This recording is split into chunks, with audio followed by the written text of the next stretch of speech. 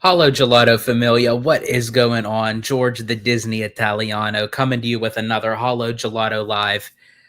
I got my good friend with me today, Mr. Theme Park Conductor, and we're going to discuss. Actually, this is a continuation of a conversation that he and I were having last night on the phone. And he actually brought it to my attention to say, you know what, I think we really need to talk about this. And you know what, I thought let's go live. Like, let's just do it. Why not? But in any case, I'll let you know what that conversation was in a minute. But beforehand, Conductor, how are you doing today, my friend? I'm doing well. It's always great to hang out with Hollow Gelato. And you know how well it is to hang out with Hollow Gelato? The fact that we could do 4-hour live streams and not feel tired and go for another 2 hours, that's how awesome it is to hang out with Hollow Gelato. We are a bunch of chatty catties over here when it comes to the theme parks. We love talking about the theme parks, but I'm so glad to be on Hollow Gelato Live. We got a lot of information to talk about. Can't wait. But you can find me, Theme Park Conductor, on YouTube and Blue Sky at Theme Park Conductor, on Instagram at theme_park_conductor, on X at Theme Conductor, TikTok at Theme Park Conductor 1, and every Sunday at 5 or 7 p.m. for Conductor Sunday live stream, where we talk everything from Universal to Disney.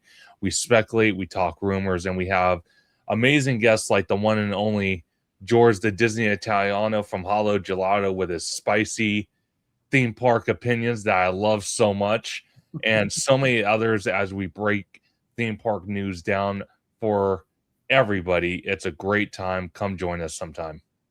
Absolutely. And before we get to it, I'm going to say hello to everyone in the chat. We have Haunted Mermaid 13. Always a pleasure having you in. I'm just going to scroll down here. Of course, we got my babe, Abby, in the chat. We got Mr. Theme Park Wizard. We got, let's see, 7H John. We got Giant Peter Adventures. We got David. We got iShack. So we got we got Christian Sanchez. Um, and so in any case, actually, Wizard kind of brought up a little kind of hint of what we're going to be talking about. And he says, busy today at USH sold out. So as you guys can probably see by our thumbnails, it is just crazy what's going on with the theme parks. And it's not just Disney, it's Universal, it's Knott's Berry Farm. And I was wondering why the last few days Universal and Knott's was showing like record number of unusual, abnormal crowds. And I'm thinking, is it just because of the holidays? Is it like what is it? And Abby was the one that said, well, if you think about it, all the magic keys are blocked out. And I thought, okay, that makes sense for people who are magic keys and they can't get in Disneyland. Um, that okay, they're going to go to Knott's Berry Farm and Universal, and also to Wizard. Mentions the holidays and also no rain, which they are supposedly calling for rain for New Year's. And I'm thinking, oh, that's just perfect. They had a rain for Christmas, so yeah, why not let it rain for New Oh Year's? no, hopefully Yeah. not. That'd be So bad. I'm hoping. Um, so, but I also noticed too that even with Disneyland, I jumped on the website yesterday, and even with just the basic ticket holders, that it was, I think, for being on a Sunday, Abby said it was like $314, and it was completely sold out. No one can buy a ticket to get into Disneyland yesterday, today, and tomorrow was completely sold out at the time that I looked at it. And again, Magic Key holders are all blocked out. So these are all ticket holders, and they're spending a pretty penny just for it being a 1 day ticket. So, and then I'll get into my not story yesterday because that was a whole debacle in itself. But conductor, first, I want to ask you, like, what is your thought process of the parks, primarily the California parks right now? Because I feel like that seem to be like the summer crowds is what we usually get, but it seems like summer isn't the hot ticket anymore. It's basically Halloween and Christmas is like literally from like the end of August into the end of December is when the theme parks do their gangbuster numbers right now. But what say you on everything? So it's very interesting to me that we had these crazy crowds, and you actually brought it up to my attention last night when we were talking on the phone, and like you said, Abby actually brought it to your attention was there was no magic key holders at Disneyland. It was all ticket holders, and it was sold out, filled at capacity, and I find that interesting because if both Disneyland and I don't know about DCA. I'm sure DCA was packed as well. I'm assuming, but Disneyland for sure. If this does not scream that expansion needs to happen at a faster pace than we're seeing it right now out here in Cali for not just Disneyland but also Universal. But I'm not too worried about Universal. Again, shout out to Theme Park Wizard. He posted some pictures of some updates for one of 3 security hubs at Universal. So shout out to Theme Park Wizard. Well, But he even says right here in the chat that only the platinum annual pass holders can get in. Everyone else is blocked out. So even the amount of interesting. people in Universal, they're all regular ticket holders. And he said all week the tickets were like 154 a pop. Wow. See, this is the effect that both Universal and Disney is doing. But going back to Disney, though, because again, I'm not too worried about Universal. It seems like their construction progress is a lot better maintained than Disney right now, at least here on the West Coast. I have to tell you, though, because we've talked about it the last couple weeks, how you know, Disney is moving so slow on their construction, whether it's, the Portos or the Avengers attractions or the Eastern Gateway. And now it's funny because I had you on my live stream. I kid you not, for Conductor Sunday live stream. I think it was last week or the week prior. And I kid you not, days after we did the live stream, because I did a live stream with you and I did a live stream with Orange Go 55. Like I think it was like a day or two later, all of a sudden Theme Park IQ comes out with, oh, Disneyland files permit for Eastern Gateway parking structure. Oh, and then he comes out with something else for Portos, then something else, then something. It was like almost like rapid pace. And I found that very interesting. But going back to the crowds, the fact that they can be at capacity at Disneyland with just ticket holders and not magic key holders, it really tells me right then and there that people are willing to pay the insane prices that Disney wants for you to go experience the magic for a day. So all I'm asking as someone that I consider myself an investor is move a little bit faster on the construction. Now, when it comes to the summertime compared to the winter, I don't really see any, attraction to go run down to go visit the parks during the summer times if you're not a magic key holder. I think that's why we're seeing larger crowds for the holiday season because there's something to enjoy. You know what I mean? That's how I see it.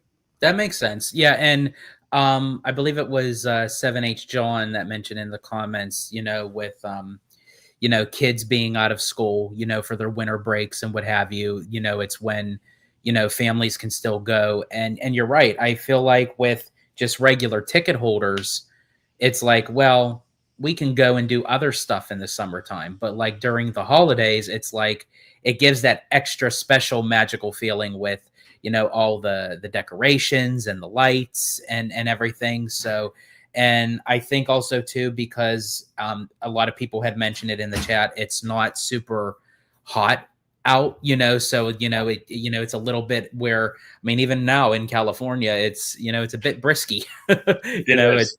I can't lie. So that's a beneficial factor, especially for people with kids, that they complain that, it's too hot, I'm sweating, I'm tired, I'm hungry, I want to go home, I want to ride this, I want to do that. Well, then it's like, well, then fine. The next time you pull out your wallet and you pay for it, and then so that's okay. I'll stop there. Anyway, um, um, but in any case, but yeah, you make fair points with everything. Now, I do also want to bring up another theme park, which Appy and I um, uh, experienced. What's up, Bradley Payne? Um, and we also got Remy D. Um, that we went to Knott's. We ended up taking her cousin to Knott's for the first time, and we went a little bit later. It wasn't super late, but like early afternoon, and we get down there. Now here's the thing: for anyone who's ever been to Knott's Berry Farm, their parking sucks regardless. Yeah. I'm sorry, I'm just going to call it out like it is. They don't have the parking structures like Disney or Universal. They have uh, like four different parking lots that's spread out surrounding the resort, and you have to go on different streets to get to different ones. And it took us, and I kid you not, 3.5 hours to try to find a parking spot. We got down there around 1 p.m. We didn't enter the park till 5 p.m. Jeez. And that wasn't even just the park in general was packed, but it was so miscombobulated with even the staff because they were closing off parking lots and they're saying, okay, go down beach or go down the south end of the resort by the Knott's Hotel. They kept on sending us in many different directions and they all have been closed out. Every single parking lot was closed. So for people that traveled all the way down there, what did they do? So we ended up getting lunch. I forget the place, Abby. If you want to put it in the comments, I forget the name of the restaurant that's over by there. That we had lunch and we thought, okay, let's regroup, let's try this again. Well, they had a lane of cars that were just waiting at one Jeez. of the parking lots where it's literally like a dirt Yeah. thing. Literally $35 to park in dirt, as our friend Mademoiselle calls it. Yes. But I could see why people get there early and pay $55 for what's the term? The Er, Early parking.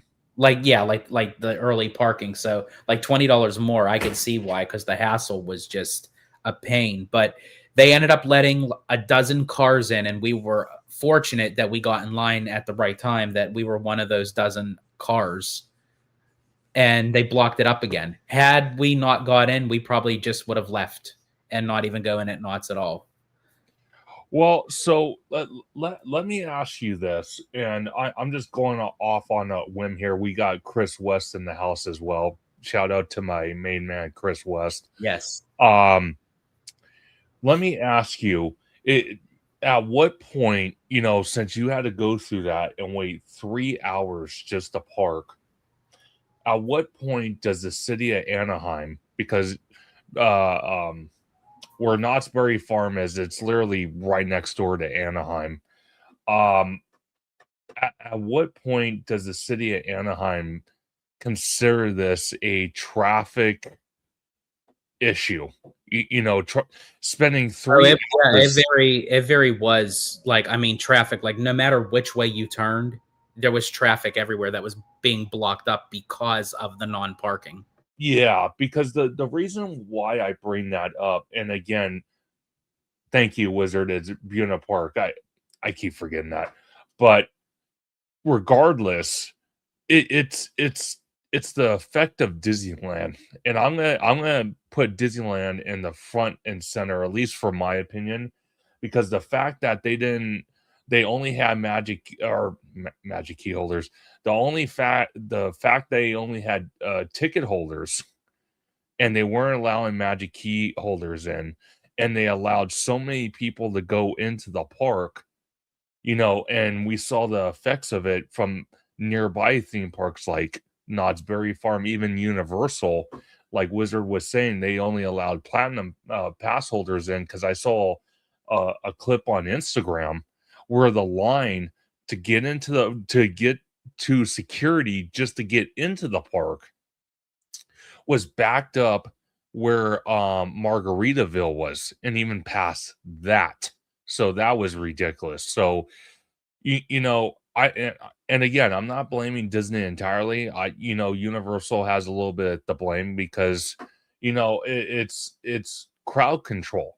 And thank God Universal doesn't have the stupid reservation system that Disneyland has out here. But this is further, I'm trying to think of the terminology. It's further, how can I say it? It's making their decision that they made back in 2020 to put the reservation system in place due to COVID and probably other things they've wanted to do for a while. Why in the hell would they ever get rid of it when they're seeing numbers like that? It's And almost like they're not going to. Absolutely. That's a very valid point. And as much as I can't stand the reservation system, I can't. no.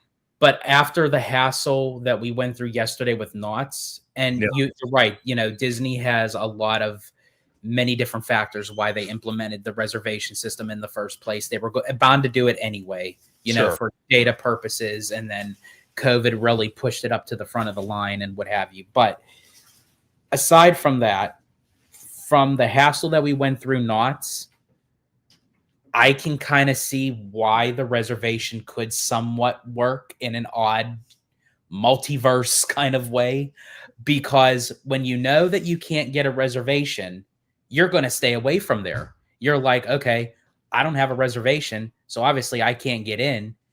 It's full capacity. I'm not going.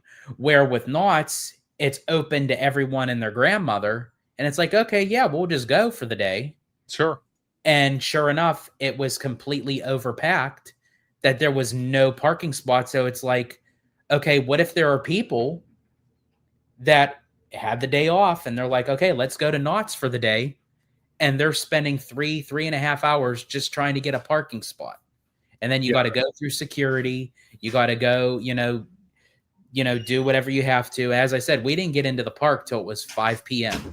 Literally, the sun had already set. That's insane. That's literally, and I'm actually on the Universal website or app right now because Wizard said it was sold out, so I wanted to check the times. So get this. So let me bring up something you would never see. Fly the Hippogriff, the mini little coaster in Harry Potter, an hour. The Simpsons ride, 70 minutes. Secret Life of Pets, 80 minutes. Studio Tour, 90 minutes. Wow. Revenge of the Mummy, 100 minutes. Jurassic World, even though it's colder than hell outside, 120 minutes. We got Transformers, another 120 minutes. Forbidden Journey, 130. Mario Kart, 180 minutes. And I didn't see what Waterworld was. I don't know if they have that on there. Give me 1 second.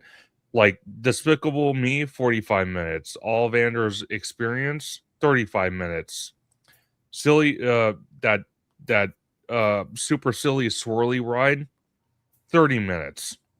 And Kung Fu Panda, 15 minutes. Okay, so that's ridiculous right there. That is telling me right then and there that when it comes to the security hubs that they're building, hopefully it's gonna help with crowd control, because I don't think it was very beneficial to have this big long line going through City Walk.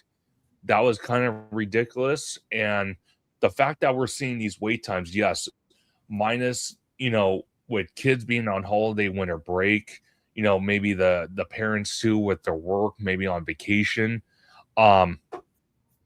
That's why when when I've talked in the past about the East Coast getting all these upgrades, all these expansions, all these new attractions and shows and entertainment, it's like I get it. There are destinations. They're for it's world class resorts, both Universal and Walt Disney World. But where does it leave us on the West Coast? Because if we're seeing numbers like this, where we have pretty much the entire family is off on vacation and they're going to these theme parks, and as I just read these wait times, at what point do these theme parks kind of say, hey, maybe we shouldn't put so much focus on the East Coast, or at least give the West Coast the same amount of love that we're doing with the East Coast. I Yes, mean, oh, sorry. yes, we're getting two Avengers attractions that we could clearly see, but and Universal's giving us a coaster. Don't get me wrong, and then we're getting all these new restaurants in City Walk, but is that enough? I don't think so. Yeah. And I do agree with 7H John. Universal LA does need more rides, because Oh, when you do have these kind of crowds, there's not enough, to do. So what happens? It backs up um the lines every time. And also too, I actually have the screen. I'm going to share it in a second, but Wizard's absolutely correct. Even Orlando is very busy, because this is coming from Laughing Place, okay. that they post. And now this is just in Disney World. Now this Okay. is at Hollywood Studios. I'm going to bring these, but first it says, courtesy of laughingplace.com. They do phenomenal work over there. I always follow them for everything. Remember to pack your patience if you are visiting any of the Disney parks this week. It is one of the busiest times of the year. Hashtag Walt Disney World. So this is the first photo. This is the line for Tower of Terror. They're not even in the actual queue yet. That reminds me right there of Pirates at Disneyland when they start doing that, and in the outdoor amphitheater, as I call it, for Phantasmic, they start throwing up line queues. I've seen it. I've seen Pirates ride queue, literally extended queue, go all the way towards the Haunted Mansion and Harbor Galley. That's how far I've seen it go. And right next door. So if you look to the left side, you see this arch right here. Yeah. I don't know if you can see. Okay, that leads into where Rock and Roller Coaster is. And I've never seen it this packed. I'm going to scroll it over. Wow. There it is for Rock and Roller Coaster. That's insane. But then again, it's a great thing to see, though. It is. Oh yeah, I think honestly, the fact that I'm not there, that's a bonus, because I don't have to deal with that. But to just watch it, yes, I'm glad that actually it's booming in the theme parks right now for Disney, for Universal, and hell, even for Knott's. I mean, because when people say that theme parks are dead, I beg to differ. Not when we're seeing now. Give it a couple weeks or so when the kids go back to school. Yeah, there's going to be a lot of low wait times, but again, when we both seen it, the whole it and someone else brought this up, and I think it was Dave from Fresh Baked, and you even mentioned it so far in this live stream. It just doesn't seem like the peak season for the theme parks anymore is summer. It is the holiday season, starting from basically late August all the way through January. I'm going to go January 10th. And that's why, honestly, when all these projects open, I have a feeling they'll open them around the spring, summertime. Sure. Because that's how they can get people down there. Oh, yeah. For that. It's great cross marketing and promotion. For the holidays, they don't need to add anything new. Just having the holidays, they know they're guaranteed they're going to get the crowds. Yeah. Now, in this photo right here of Rock and Roller Coaster, this is what it looks like during the holidays. But be prepared, folks, that when Rock and Roller Coaster goes down and they remove Aerosmith and transform it into the Muppets, this is what the crowds are going to look like on a regular given day when that ride first reopens. So just want to throw that out there. And I know a lot of people kind of go back and forth with, like, how can people complain? You should know what you're getting into. How can you complain that there's crowds? In a way, I can understand it. It's like, yes, you could still be frustrated. You could still give out, your thought process, like, oh my God, there's like crowds everywhere. But you can't go and say, oh my gosh, like this is nuts. Like, why, why did we do this? And it's like, well, you kind of did it, you put it upon yourself. If you're gonna go into any of the parks during the holiday season, it's gonna be crazy busy. Well, it's I don't know if this is a good analogy or a bad analogy, but I'm going to go for it anyway. It's like saying trying to go shopping the day before a holiday, like Thanksgiving or like Christmas. You go shopping Christmas Eve and you complain that the malls are busy. It's like you kind of put that on yourself to wait till the last minute to go shopping, and you kind of know that the crowds are going to be there. So if you wanted to go shopping, you know, you shouldn't have done it a couple weeks prior. Now, again, people could be shopping for groceries. I understand it, but most people have, gotten a lot smarter over the years and said, you know what, I'll just buy groceries a week before and I'll buy enough where I can at least last past Christmas and then go out and it won't be insanely busy. But it's just it's a great time for the theme parks to generate revenue. I have no problem with that. But as someone, like I said, as an investor, I want to see the theme parks give back to us. And again, we're seeing it with Universal. They're ride testing the Hollywood Drift. They're installing the glass for the screen shields. They're starting to. So that indicates that hopefully when we get back into town in late March, it will open for everybody and we'll be able to experience that. But, they're also bringing new restaurants in the City Walk. They're also updating security so it's safer, so they can possibly bring back new nighttime entertainment with a hotel that Theme Park Wizard has been constantly been on since the very beginning. And then at the Disneyland Resort, we're finally seeing, hopefully, eventually, Portos go into active construction, and then with the two Avengers attractions. But as George has it on the screen here, look at this.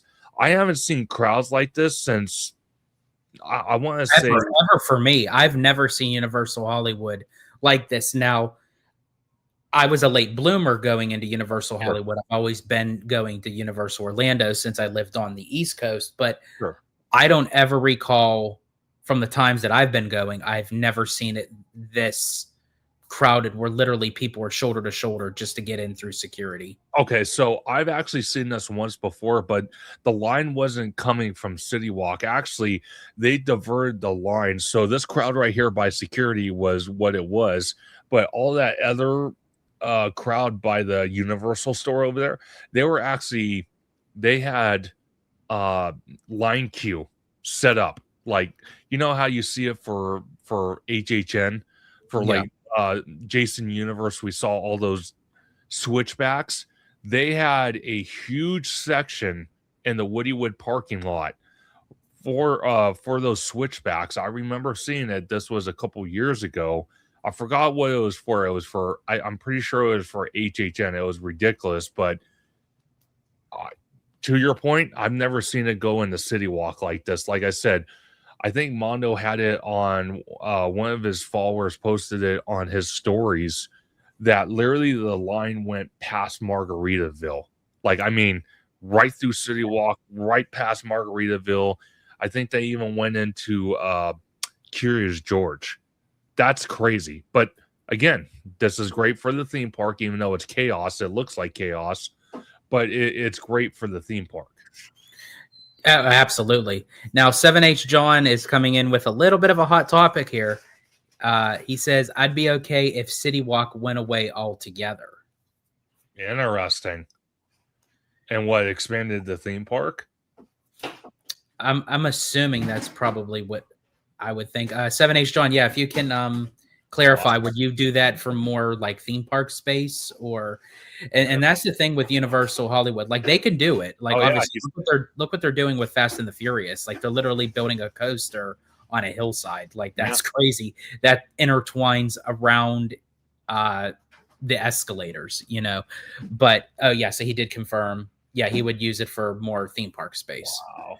Um, but yeah, it's crazy to know like of how Universal Hollywood can do it, but they have to do a lot of maneuvering. Yeah. Um, and this is why I feel like that they can't do that right now during the holidays because look what they're already dealing with. You know, they can't afford to close things down during the holidays. Because it'd even be even more crazy. No, absolutely. It's just absolutely nuts. And Remy D says, "Do you think the crowds in December are mostly diehards?" I don't know. It's possible. But I'm going to tell you right now, I think, regardless, yeah, it's revenue for the parks. And I think, I think these are the people that are going to buy. You do have like the people that like Dave, you know, that like goes and covers stuff. Like he'll go and buy like a single day ticket, you know, for the channel purpose. sure, But I think a lot of people that are willing to put out 314 and $154 per ticket per person, I think these are the people that save their money up and does this like once a year. yeah, That I feel like that they're just the travelers. These are the normies oh that yeah, say, you know what, it's a tradition of ours. We go to the parks. You know, we travel down to Southern California one time a year during the holidays. We hit Universal, we hit Disney, we hit Knott's, and they call it a day. And then we won't see them till the holidays of 2026. no, and Chris West says, and with that $40 parking and $80 front gate parking, cha-ching. Yeah, no kidding. Yeah. But I don't know how much of that front gate parking they're going to be able to use too much longer, because if I'm not mistaken, where the front gate parking is at currently, that's going to be taken up by the hotel space when they start building the hotel. So it makes me wonder if Universal is trying to take advantage and just charge what they want to charge for front gate, knowing that they won't be able to charge for that much longer due to the hotel being installed. And like Theme Park Wizard said, no, it's tourist. I heard many different languages today. I believe it. I 100% believe it. Yeah, see, and actually, and Abby confirms with Wizard, and it's very true. Her cousin that we took to Knott's and Disneyland for the very first time, she's coming from the Philippines. So this was her first time going to Disneyland, going Wow. to Knott's. Unfortunately, we didn't get a chance to make it out for Universal. Sure. But yeah, she's come from the Philippines, and while she was out here visiting, she's like, okay, let me see some of like Southern California's like major attractions. Yeah, and Chris West says the Rose Bowl crowd, and then 7H John says I forgot about the Rose Bowl. So the Rose Bowl must have had an event, either probably not that Um, day, but like well, the the Rose Bowl, I believe, is when is the Rose Bowl? I don't know if it happened yet. Um, oh, no, they're talking about the Rose Bowl parade. yeah, yeah, Yeah, I don't know. Yeah, I'm not sure if it. No, it hasn't happened yet. no. But it so that parade that happens every single year on January 1st is a major event. Attracts people from all over the world, tourists, like Wizard was saying. Um, so again, we have Can another you imagine? Okay, but and for the sake of saying it, like everyone was mentioning about the Rose Bowl and everything. Well, then, can you imagine what it's going to be like for all these places during the Olympics? Oh my God. So the Olympics. Okay. So it's funny that you mentioned that, because I was telling my dad this. I said, here's the deal. Because he wants to get tickets for the Olympics. he got to see it back in, I think it was 86.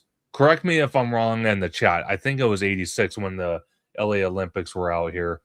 Um, and he saw track and field, he saw the swimming, he saw all different games that were going on for the Olympics. Okay, 84. Thank you, Haunted Mermaid. So it was 84. And, he's talked about going to those games once again. I told him, I said, what we got to do days before, the Olympics kick off, we have to book a hotel. I'm not even kidding about this. Book a hotel down there somewhere and get established, because getting down there, if anyone has driven the 101 like we have, I'm telling you right now, when the Olympics kick off, trying to use the 101 or any of those freeways to get into Los Angeles, it will be absolute hell trying to get through there. You will not move for hours. I'm telling you. Oh So yeah. be Like prepared. I'm tempted, like unless something is actually like physically going on with the parks, my butt might be going down to Florida for the time being. I might be hibernating. I don't blame you. And Chris West says, I read Disney will have a part in the Rose Bowl with America 250. I read that. Mhm, So I that's did too. Yeah, special. I literally just read that this morning that they're going to have like the characters on a float and everything. That's going to be very interesting. Yeah, they're going to do a lot of uh I feel like not like super big things, but they're definitely going to utilize. I think being that like Disneyland's 70th is kind of like starting to dwindle down, they're going to use Sure. America 250 as like the next big marketing thing, especially like with Soarin', Sure. that's coming, Soarin' over America for both, at Epcot and DCA. Sure. I'm for sure they'll have a bunch of merch and probably like food specialties and stuff, Oh, I cannot wait. I cannot wait for that. And Wizard pointing out in 1984 there was no traffic. Everyone stayed at home. I don't think that's going to happen this time around. I think everyone's going to go to it and it's going to be Well, chaos. here's the thing. I think residents are going to stay home. I think the people traveling in are going to be everywhere. Yeah, more like me, because my dad wants to go. So I'm Right. like, So yeah, you're gonna be in the heart of it. great. Don't remind me. Don't remind me of that. Ah, oh my gosh, dude. Before I get to Remy D's, I'm gonna come back up here because 7H John had a question. Any Sure. news on what's replacing Homer Simpson? I'm going to tell you right now, that is a question I'm going to leave the theme park wizard, because the guy is an absolute goat when it comes to theme park permits. So that is a theme park wizard comment. Personally, Right. for me, I've stated what I would like to see go there, but again, I don't know for sure. I would like to see an extension of Harry Potter, possibly a King's Cross Station, and build the Hogwarts Express and have the expansion for Harry Potter to go into Falls Lake. But that's just a pipe dream for me. Um, Personally, for me, if they try to wedge any like Wicked or Universal Monsters or Pokemon, I don't personally, for me, I don't think that space is big enough to sit there and justify putting any other IP, either expand Fast and Furious or expand Harry Potter, and leave the lower lot and Falls Lake and maybe the extended area of Forbidden Journey for something else. Don't sit there and try Do you, to do you wedge it. think of using that space for like Dark Universe? I know we are all saying save it for the lower lot, save it for, put it in where they actually filmed, and I agree. But just looking at how Universal's mentality to just utilize that area for a small dark more, because the land's not that huge to begin with. They don't have to have the curse of the werewolf. They could That's just true. do like the monsters, um, uh, the Monsters Unchained. I don't know if they can do the Burning Blade windmill. I don't know like how like with the thing is like as far as like with Hollywood goes, if they could do that, maybe replace that with most tavern with that, and then just kind of really. call it a day because they already have the Universal monsters up there. Dracula's already up there. Frankenstein, the Frankenstein's monster, the Bride. So I'm going to tell you this right now. I think, and to Remy D's comment, or one of his comments, we're not talking about cloning Rise. We're just coming out with ideas, but I would like to see a Darkmoor West.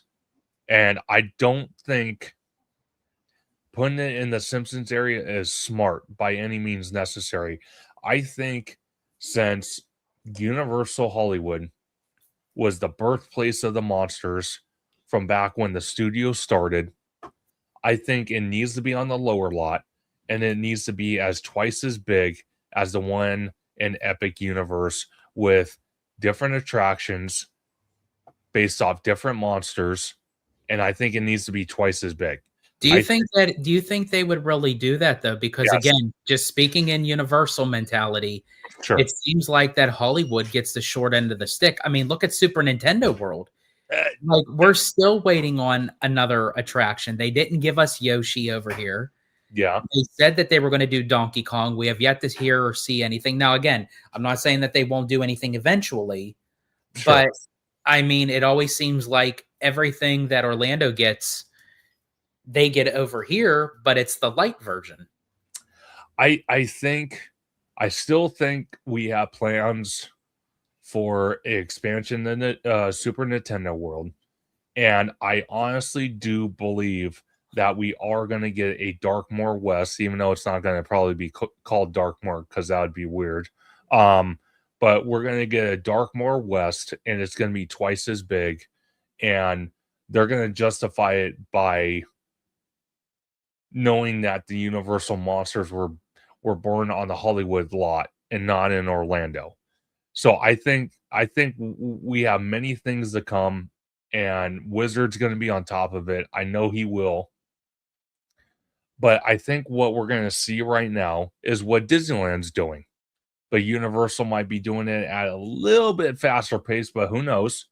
I think what's going to happen is once the security hubs are done, okay, and once we start seeing active construction for the hotel at the same time, I can almost see it where we're going to start seeing construction for another land at Universal Hollywood, no matter what it might be. I think it's going to start the same time as the hotel because the thing is, right now, Universal Hollywood does not have an on-site hotel.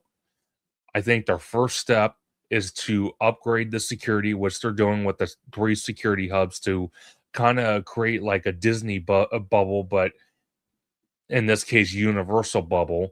They're going to bring back nighttime entertainment. They're going to build the hotel. And like I said, at the same time, they're going to at least build maybe a attraction, several attractions, or a whole land. And Wizard pointed out this was almost a year ago, it seemed like, maybe even less, where we saw permits for all these different attractions. Some of them were for the studio tour, some of them were for the theme park. There were buildings that were going to be moved, studio buildings. Like we heard that the Studio Post building next to the wood mill would be moving to the creative campus, and I think it did.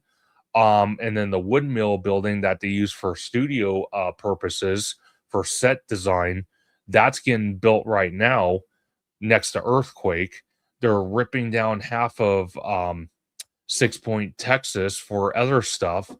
So I think there's a justification what Universal's doing. It's the same thing we're seeing at Disneyland with the Eastern Gateway project. They don't want to build Avatar until the Eastern Gateway is at least a quarter away, if not halfway, if not almost done, which is crazy, but that's how I see it. Oh, you're muted. Sorry, thank you. I had a cough anyway. So, I do have a question for you, being that you had mentioned that. But Sure. before I do, I want to get to remedies first. Sure. Do you think Universal will do a price hike after the release of Hollywood Drift Probably. For annual pass? Probably.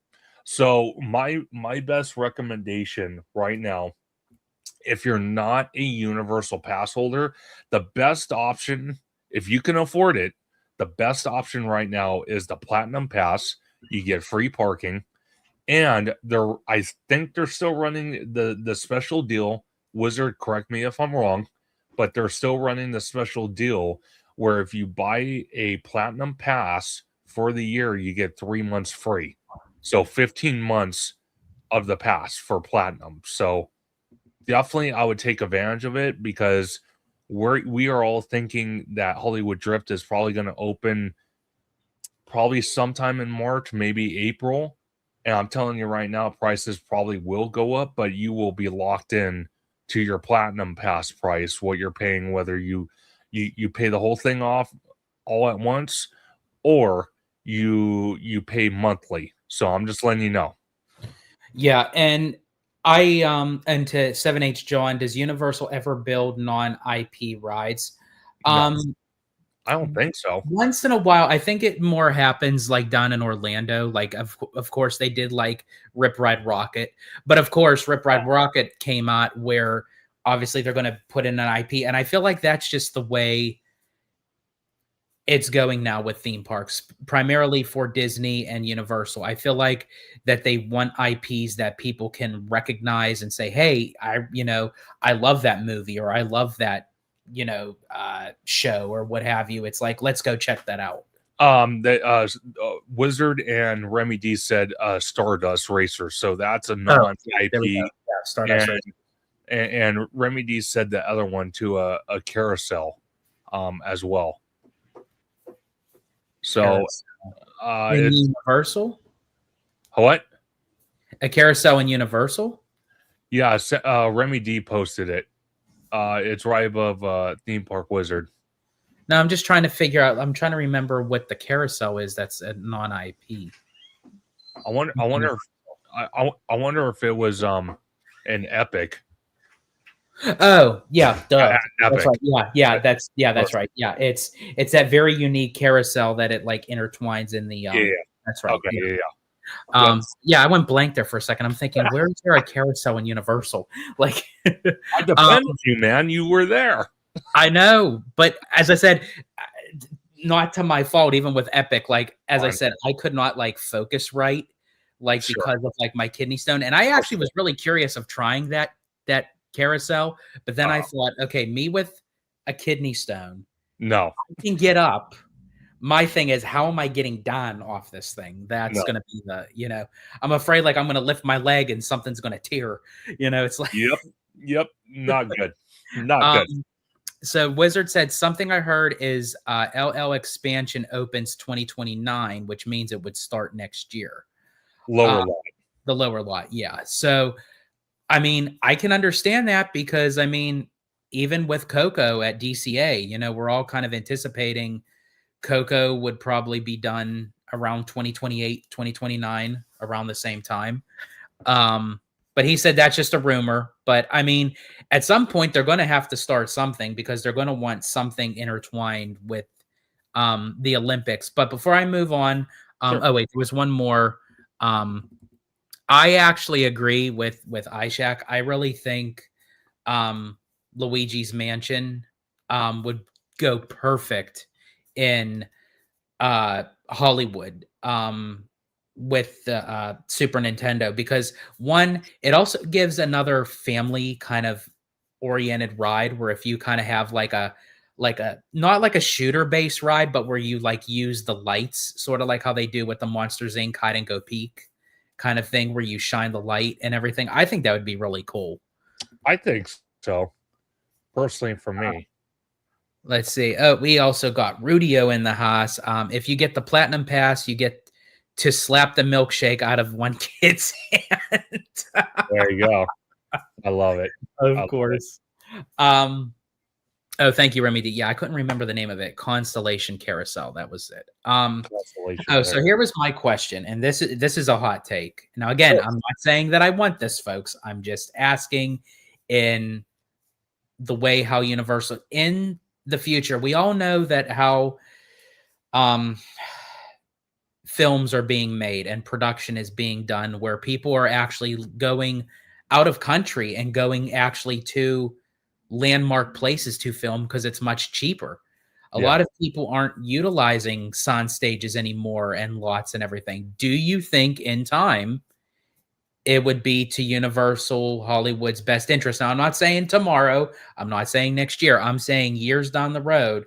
Do you think that they could possibly get rid of the tram tour altogether and just go full blown theme park? I don't know. This is Now a tough. again, don't answer it of like how you would want it, because just like how you and I, we would say hell no, don't get rid of the tram tour. Just Yeah. speaking of Universal's mentality, could that ever be? Okay. So what? I'm gonna just read Wizard's comment real quick. He says, "Yes, Oh get yeah. rid of it. Um, Universal Hollywood, 400 acres. Use it all. Do it yesterday. I made a whole video on this. To be honest with you, I would agree with Wizard if Comcast was able to buy WB, because the way I would have done it is still had the studio tour, but it would be a separate attraction you pay for. They would have almost like a sky bridge, like I mean an industrial, almost like freeway type sky bridge that goes from Universal to Warner Brothers, and it would do the studio tour both on Universal property and Warner Brothers property, but it would be more shrunken down on Universal side than it would be WB, and they could do it that way. But Wizard, I think that's very interesting because I would have thought literally Wizard would have been like, don't touch it. Like yeah, that's like Holy Land. But that's very interesting, Wizard, that you're just like 400 acres. Let's go. Get rid of it. It should have been gone yesterday. That's yeah. very interesting. No, it's interesting, but also too, what kind of limits Universal and handicaps them in a way is the fact that they weren't able to close the deal on WB now, and years past they weren't able to close the deal with that golf course across the street, so they're landlocked where they See, are. but in time, I think everything has a price. Right now, they Yeah, can't get the golf course, but I think somehow, some way, it's going to land in the someone's hands, and they're going to be like, for the right price, you know what, Universal, you could have the golf course. You know. exactly. And So, now, oh, go ahead. Mademoiselle says no. The studio is Hollywood / LA / SoCal unofficial landmark. There's nowhere on the planet that has a Hollywood. But then Wizard is saying that he hates the studio tour. Wow. He's been saying it for years. Take it out, take it out, take Yeah, it out. And he's saying it's so boring. Where I think it's more so because with it being a tour, and I get it, it's the nostalgia of it, but I think there's no updated stuff. It's no, everything is so predictable. We know what's gonna, even though that is a ride, but when you're doing a tour, it's yeah, the same spiel over and over again. I think, and this is where I think it would cost Universal a lot of money. The turnaround for that, they would constantly have to be changing out scenes and what have you. Although I will say that the Nope scene should have never even been put in my no, personal opinion. I cannot stand that scene. I despise it with a passion. Like yeah, Nope is Nope. yeah. I know. It just, and Wizard was saying that I just hate it, and it seems like it's a waste of space. In a way, it is, but it's very unique to any theme park, because other theme parks back in the early 2000s, late 90s tried to do something very similar. We saw it at Walt Disney World with MGM Studios. We saw it with Universal Orlando. They tried to have studio tours out there, and it was not successful. Ours, is very unique. We're one of the last ones to have it. But I agree with Wizard, and I agree with you, George. If they're not going to add new things for the studio tour, and it's going to be the same old things, same spiel, why even keep it going? Use it for theme park space. That's what people want. We want to see a Diagon Alley. I know, Wizard, I'm going to get you upset, but I'm just saying, figuratively, example. We want to see a Diagon Alley. We want to see a Nintendo expansion. We want to see Dark Universe. We want to see Pokemon. We want to see, all these theme park expansions. We want to see this stuff. And again, not acquiring WB because that didn't work out. Not acquiring the golf course years ago, that didn't work out. And them trying to go back and forth with the studio, trying to even HHN. I think it was 2018 or 2019 was the last time we saw HHN and John Murray be able to use the Metro sets, because when COVID went down in 2020, the studios to this day have been trying to catch up on projects for commercials, for movies, for TV shows, for promos, for all this other stuff. So even HHN is getting way overcrowded because they can't utilize the backlot like they want to with the Metro sets. So that's just another example. So again, if Universal does not want to, add new things to the studio tour, and how long has it been, George, since we had the tram accident? I'm still saying it was totally suspicious, but the tram accident through the Universal Park, the universe, that was in the very beginning of the anniversary of 2024. the tram tour, right? Yeah. Yeah, 2024. So it's almost 2 years now. 2 years. Almost 2 years that area has been locked up. And the last week any of us saw of it, they were turning the old Fast and Furious attraction that thing was horrible, but I'm not going to get into that. But they were turning it into some type of Jurassic World experience, the padlock or something like that. And that's the last we saw of it. So it's like, again, if they're not going to do anything, I agree with Wizard. Get rid of it.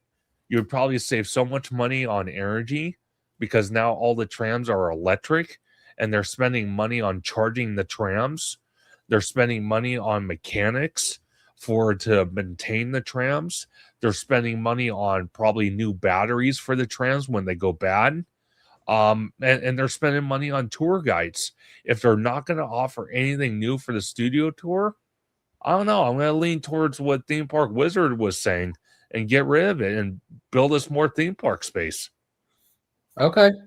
And really quick, Wizard, I kind of want to pick your brain with this, because believe it or not, and I know you did a video on it, but I didn't know like how passionate you were of like getting rid of the tram tour and everything. Whenever you have the time, whenever you have the chance, I would love to have you on, so that way like you can actually like express and talk about it, because I think that's a show in itself, right there. So whenever you would like to come on, you're always welcome to. So Remy D says, am I allowed to post a YouTube link here? I was hoping you can watch this roller coaster vid. Remy, if you can't post it in the chat, you can either message me or George on Instagram and we'll pull it up. So either way. Yeah. So you could try, try posting the link and then I'll click on it. It might, Wizard can come on at 4. Oh, okay. Well, hey, this is pregame right here.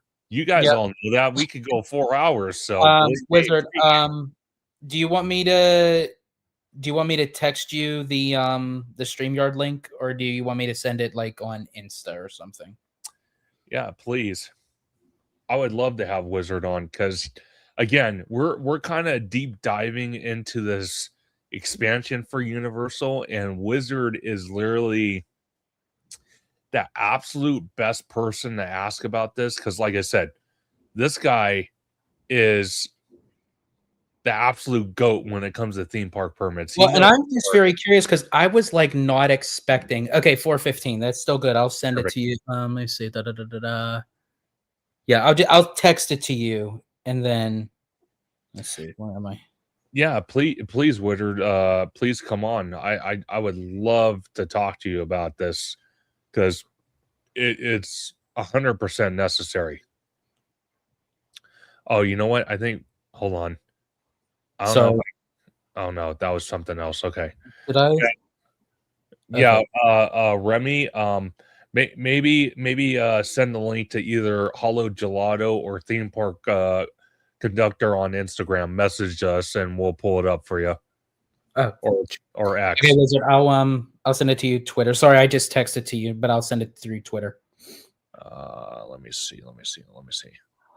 Remy, if you could send it actually to theme park conductor, because that way he can get it while I do this for Wizard.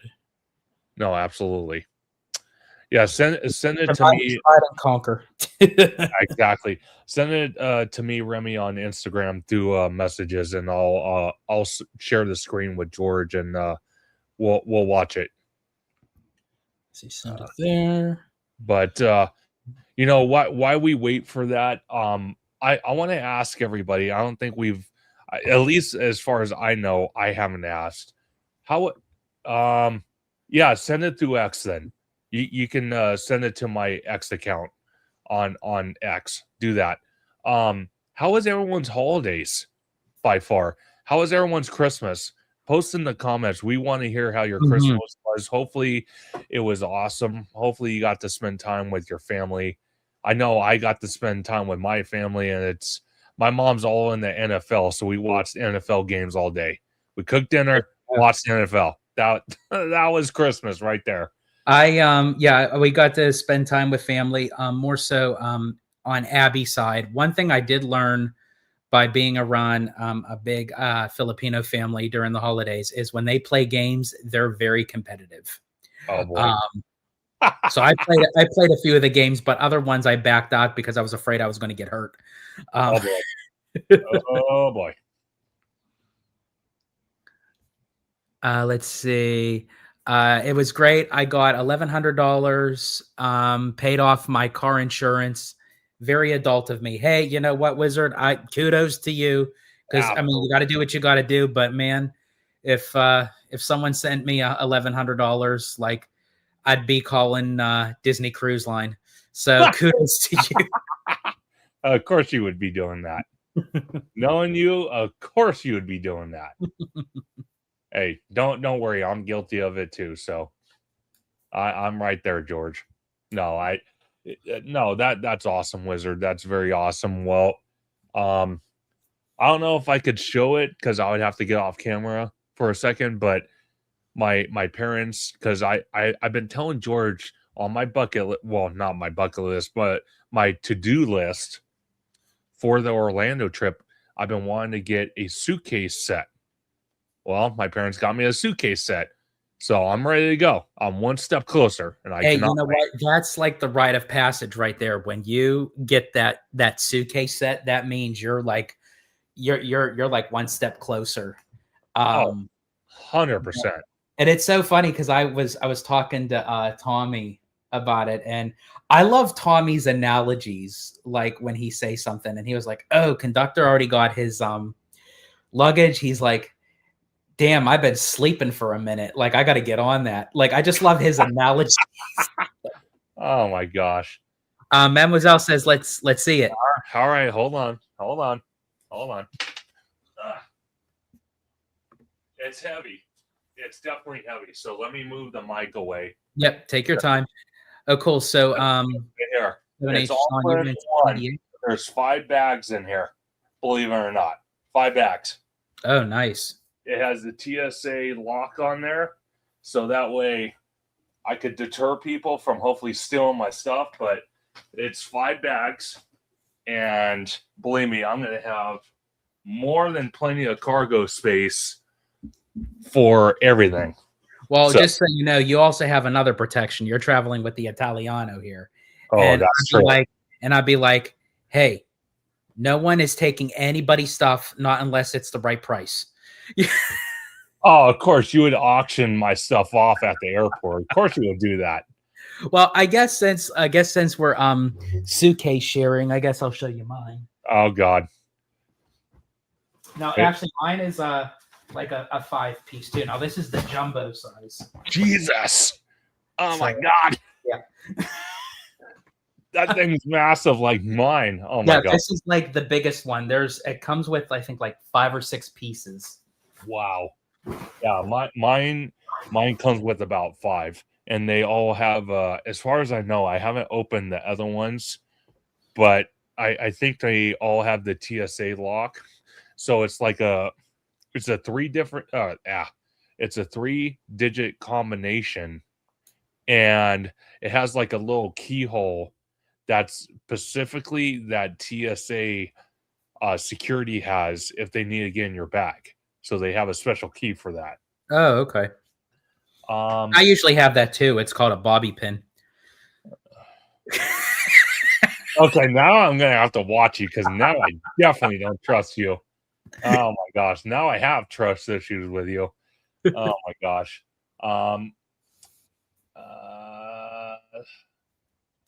Let me see. Yeah, he's saying, I posted it on. Wait, I posted it on the Vids post conductor. Vids post. Which one is that? Oh, are you talking about? Are you talking about the YouTube live stream or on X? I'm trying to figure out because I want to pull this up. Now, Remy D, did you try putting the link here? Would it just not go? He did it on X. Okay, let me go to my X stream and see if I see it. Okay, hold on. Okay, hold on. No, I do not see it on X. That's interesting. No, I do not see it on X, Remy. And then you said I did. I assumed that you were answering like you tried posting it here because I didn't see it on here either. Yeah, I don't see it either. I'm just not seeing it. Okay. Yeah, I don't know, Remy. Do you know what it was? Maybe we could try to, one of us can look it up. But I don't see it anywhere. I'm trying to find it, and I do not see it worth my life. And what was the roller coaster? Yeah, yeah. Let me see. Thank you so much, 7H John, for subscribing. I definitely appreciate it. Yeah, let me see. It was Six Flags. Hey, George, if you want to pull that up. Yeah, because I got another page. So let me see. Six Flags, Falcons Flight, Ride POV. Okay. Yeah, okay. Because I think Six Flags just opened out there. Let's see, Six Flags. It's the first ever POV of the 600-foot tall. Oh my God, you're calling my name. I might want to ride that damn thing. That'd be awesome. That'd be really cool. Okay, so let me share the screen. Okay. Here we go. Okay, here we go.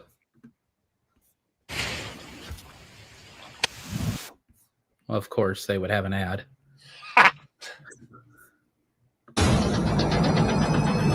Oh, dude. Oh, my God. That looks sick.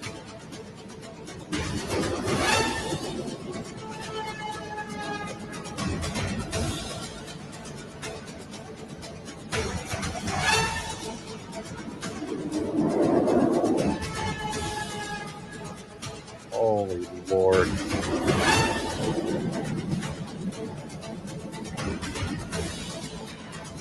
There's no way.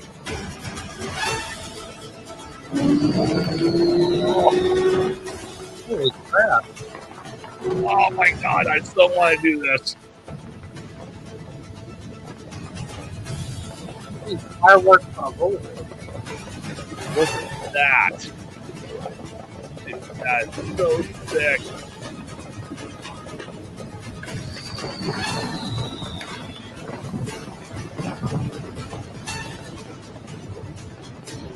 Wow. Look at that. Look at that drop right there. No way. Oh, and it stopped. Oh, no way. Ooh.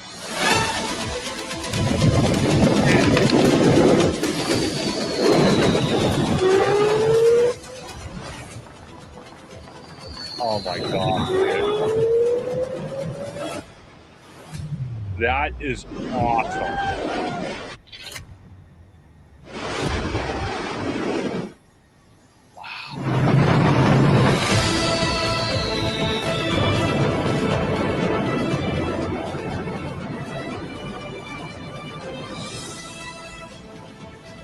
Insane.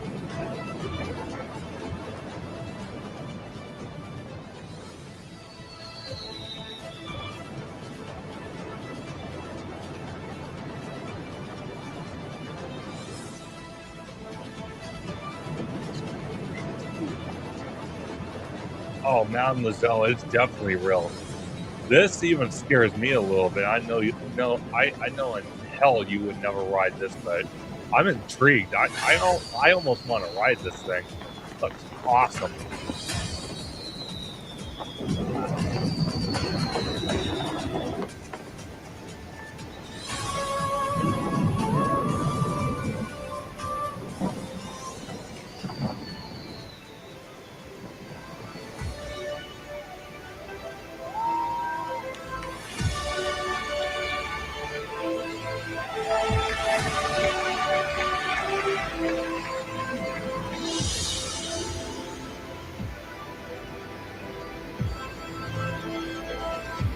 So cool.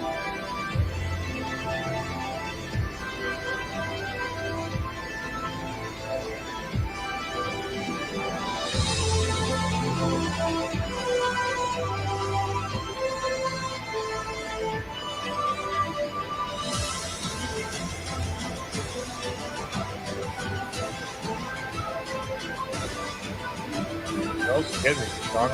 Saudi Arabia money? Yeah. Wow.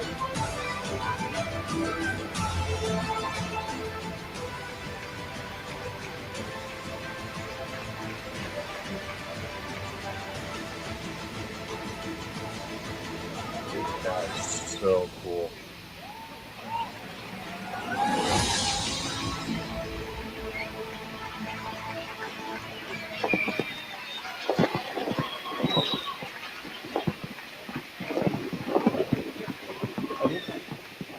افتتاح سيكس فلاجز مدينة القدية. نرجو منكم الانضمام إلينا في السيتادل للاستمتاع بعرض خاص مع أليشا كيز. Esteemed guests, ladies and gentlemen, Six Flags Qiddiya City is now open. Please join us at Citadel for Alicia Keys. I'm telling you now, all the international parks get the good shit. Oh, they do. We get the like the short end of the scraps. Damn, man. I would love to ride that. But that's what I'm saying. Like, now, can you picture that? Like, so they just opened like for Six Flags there. Can you imagine Universal in Saudi Arabia, this new Disney park in Abu Dhabi? They're all forking out their own money. It's not even going to cost any of these theme parks. They're out of their own pocket. Like, no. It's haunted, but we got the safe ones. Exactly. 100% with and that. Actually, I agree with Abby. That is true advertising right there. Oh, yeah. You can't tell me seeing a giant Falcon drone with fireworks hovering above the park is not advertisement. That was freaking awesome. Yeah, so like they get like this fast, tall innovative roller coaster with fireworks and drones and everything. Meanwhile, we're still waiting almost 3 years for a freaking parking structure. And Haunted Mermaid 13 says the safe with the lawsuits. That's what we get. Yeah. 155 miles an hour. Wow. Holy Lord, dude. 39.8 feet tall. Wow. 155 miles an hour. Very true. Yeah, Remy D says Hollywood Drift. What? Yeah, no kidding. Holy Lord. Wow. That is so fast. Yes, 7H John says, I could go on that. Yeah, put in the comments. Give like a thumbs up or a thumbs down, a yay or nay. Is that something that you would go on? I think, honestly, that's a thumbs up for me. I'm going double thumbs up. I'm doing it. Yeah. I'm doing it. Man. Chris West says, you kind of resemble Adam the Woo in Abby's profile picture. What, this? I wonder if he meant profile. Oh, you mean the photo of us there? Is that what you're referring to, Chris? Okay. Let me see. Okay, so 7H John gives a thumbs up. Haunted Mermaid gives it a thumbs up. Ooh, okay. Oh, she's willing to go 155. Okay. Hey, you know what? I'll take that as a compliment, Chris West. Thank you so much. Honestly, the fact that like something of me that gives a resemblance that reminds you of Adam the Woo, like I'll take it. Remy D says the great thing too is that the Saudi Arabia theme park does not see a lot of traffic, so low waits. You can run a marathon this thing. 100%. 100%. That's insane. That's literally insane. Wow. I'm actually speechless. I saw something about it on social media, but my God, 155 miles. Yeah, I saw it too. Like, but I was just reading it. I never like watched the video, but that's insane. Thank you so much, Remy D, for bringing that to our attention and recommending that video. That was cool. That was really cool. Yeah, that was freaking awesome.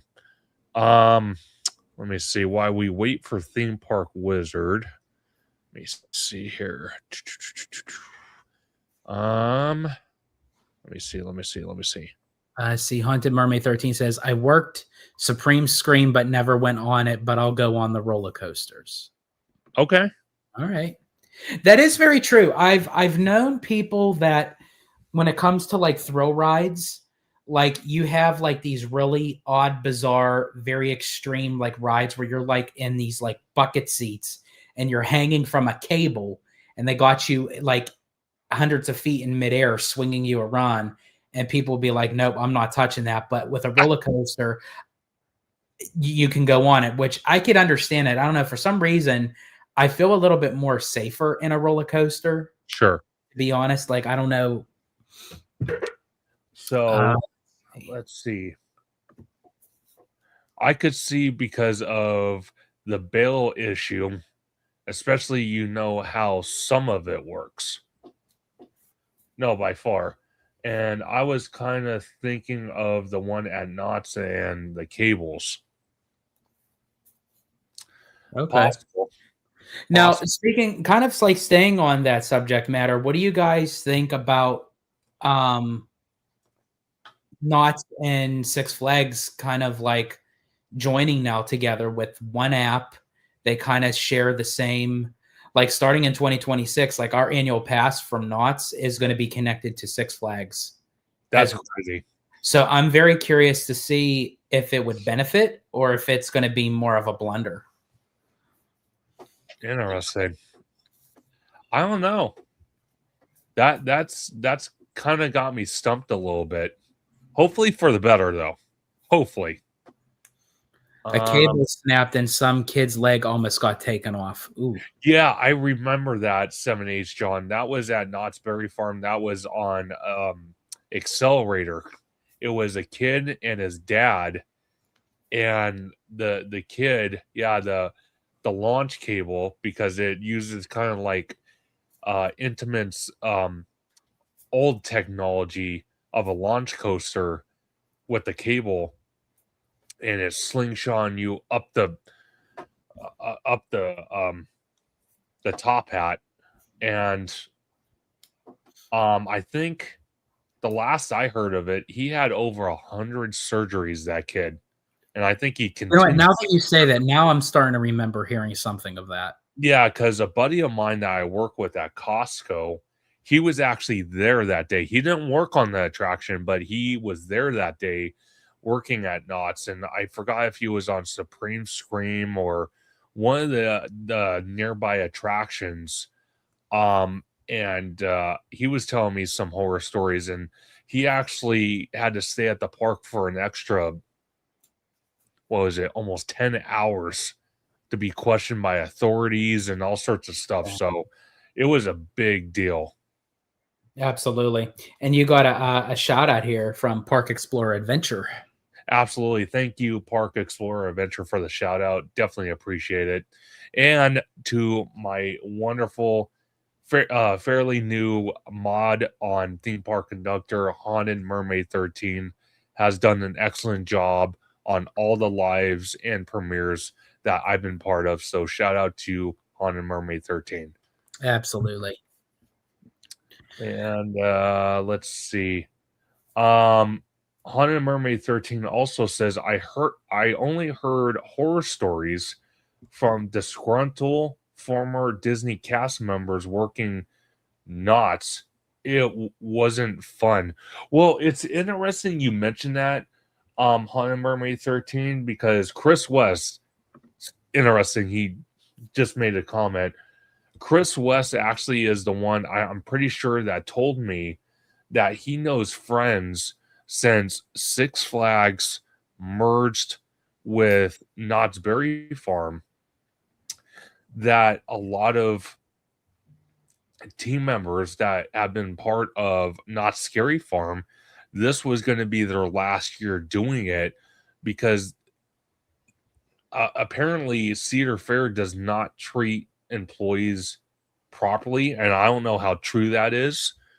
But that's what Chris West or someone might have mentioned to me, that a lot of Knott's Scary Farm employees that have been there and done the event for years, this might have been their last year working the event because of that merger. So now, as far as what Chris West was mentioning about like the drive-by shooting and everything, and that's where the issue with Knott's is, I feel like that Knott's is like not secured in that sense. Like something can happen at any time, any place, anywhere nowadays. Sure. But I feel like compared to Universal and Disney, they kind of have their own kind of separate land where it's their land. I feel like Knott's is like very close to the outdoor world, a little bit too close, if that makes sense. It does. Like when you're in the park, you hear sirens going off, you hear like police cars, you hear fire engines, and it's like, I'm not saying that you couldn't hear any of that in Disney or Universal, but you kind of feel the escapism when it comes to Disney and Universal. Like, no, I don't necessarily feel that way when going into Knott's. No, I don't either. Haunted Mermaid 13 says, I know the bride from working Haunted Mansion with her. I should ask her if she's returning. Interesting. I want to ask you guys again, while we wait for Theme Park Wizard. He should be with us in about 5 minutes or so. Well, let's answer Chris West. George, go ahead. It says, I remember a TikTok where teens hopped the fence in Camp Snoopy. That's interesting. I think I remember hearing about something like that. So you never know. I don't know. Knott's is kind of scary for me. You know, just the area surrounding Knott's, it's kind of very sketchy in a way. Oh, so, yeah, very much so. Like, even when we were walking Knott's yesterday, it's like when you're so used to going to Disney and Universal so often, it's like, and you finally go back to Knott's, it's like, yeah, there's like some moments where it's like, okay. Yeah, no, 100%. Knott's should bring back the big boat ride that soaks people. I think I vaguely remember that. Where was that 7H John in the park? I vaguely remember that one. Go ahead, George. Let's see. Remy D says, in general, I consider Knott's and any Cedar Fair park a notch above Six Flags. I agree with that. One area that I hope Six Flags learns from Cedar Fair is operating their rides more efficiently. Oh, by far. By far. We'll just have to wait and see, though. Who knows? Who really knows? So let's see. Then just got a message from Mr. Theme Park Wizard. Little delay, but he should be here soon. Okay. So 7H John said that's like all of Anaheim outside of Disney's bubble. Yeah, pretty much. Yeah, like anything outside the Disney bubble is like you have like the real world, so to pretty speak. much. Remy D says the perilous plunge, I think. Okay, yeah. So someone someone died off that, and 7H John confirmed it. It's where kind of that mouse little mini roller coaster that kind of everyone doesn't like. That's where that was. And I remember seeing that on the news. I think the lady's restraint came loose, and as it was going down, she literally fell out, and I don't know where she landed, but yeah, she died. Wow, that's crazy. Yeah. Let's see. Chris West says that night of the shooting, I was serving someone water. Then we thought there was a fight. Then people were saying shooter. Then people were running into our restaurant. Wow. Oh, geez. That's scary. That's horrific. Like, I mean, really horrific. That's horrible. Huh.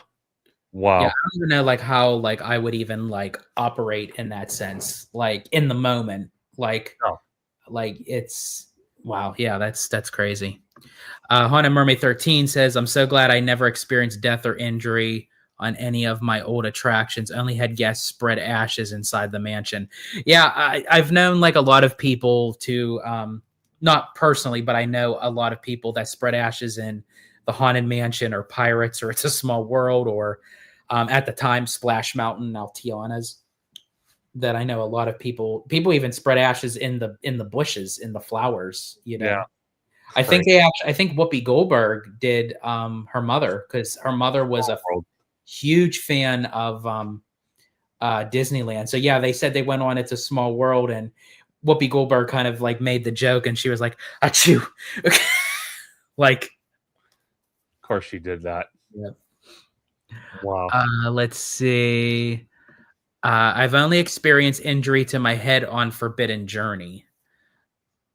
Interesting. Okay. 7H John, like in what way? Like was it like flinging you back and forth? Like what part of the ride was that? I'm curious. Yeah, and Rudio. Go ahead. Rudio says Knott's is becoming Six Flags in the 90s. There's a reason the chaperone policy was activated. That is very true. 100%. Very, very true. And then Remy D says, do you think guys, Six Flags as a chain will follow Universal and Disney on using AI to manage guest lines better? Well, we can only hope, but then again, we don't even know what's coming for Universal and Disney. They say they want to use AI for infrastructure, for better guest experience. So we can only speculate what that can entail. But we know as anyone else you would ask in this theme park space, anytime any theme park brings something new, whether it's backstage or backstage to help guest experience, or even with the new entrance gates we got a while back at Disneyland, there's always going to be like a rough patch right at the beginning. But, hopefully that happens, because I'll tell you right now, the way the theme parks are pricing things, I would love nothing more to have a hassle-free theme park day than dealing with hassles and stress and all that. If I wanted to deal with stuff like that, I couldn't just stayed home, saved money, and went to work 7 days a week if I wanted to deal with that. So, Yeah. And Chris West says that ride was near where the surf glider and scrambler was, at closer to Johnny Rockets. yeah. Exactly. Yeah. It's I hope that, as I had said,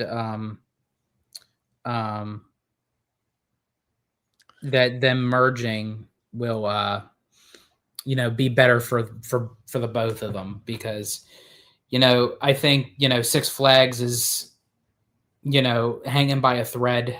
Knott's is doing okay, but I just hope that they don't sink each other. No, 100%. So again, we'll just have to we'll just have to wait and see. It's literally a wait and see game. So it's going to be kind of hard to tell, but I don't know. 7H John had a comment. He says it was my first time going to that park, and it kind of sucked because it was the first ride me and my brother went on. Are you meaning Knott's or Six Flags? I think he meant. I think he's referring to. Correct me if I'm wrong, 7H John. I think he was referring to the Forbidden Journey. Oh, interesting. I think. Wow. I think. Okay. Let's see whenever Montezuma opens. See that's okay. And he did confirm it. Yeah, it was for Universal. Okay, got it. Thank you. That's another thing. Montezuma's Revenge has been down for so long, but yet, they were able to spend the money. Actually, Cedar Fair has the money to fast track this project, and yeah, it restarted construction on the attraction, but how many years ago did we see concept art for Montezuma's? It's needed help for quite some time, and it's still not done. So I don't know. And then we have DGER 4040. It's been years since they've done it, but would they have any insights as to why Scary Farm stopped placing scare actors on the mine ride and log ride?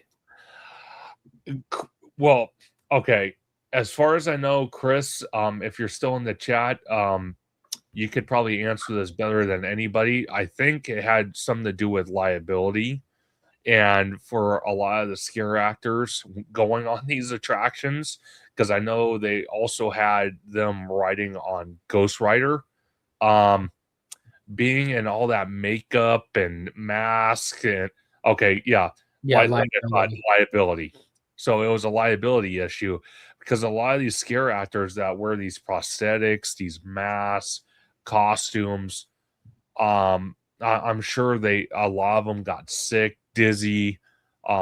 Maybe they had to call ambulances, 911, because they fainted or God knows what. So Chris is absolutely right. The liability probably was so astronomically high. That's why they stopped doing it. Well, yeah, because even with how extreme a ride could be, like Ghost Rider, they can't break character.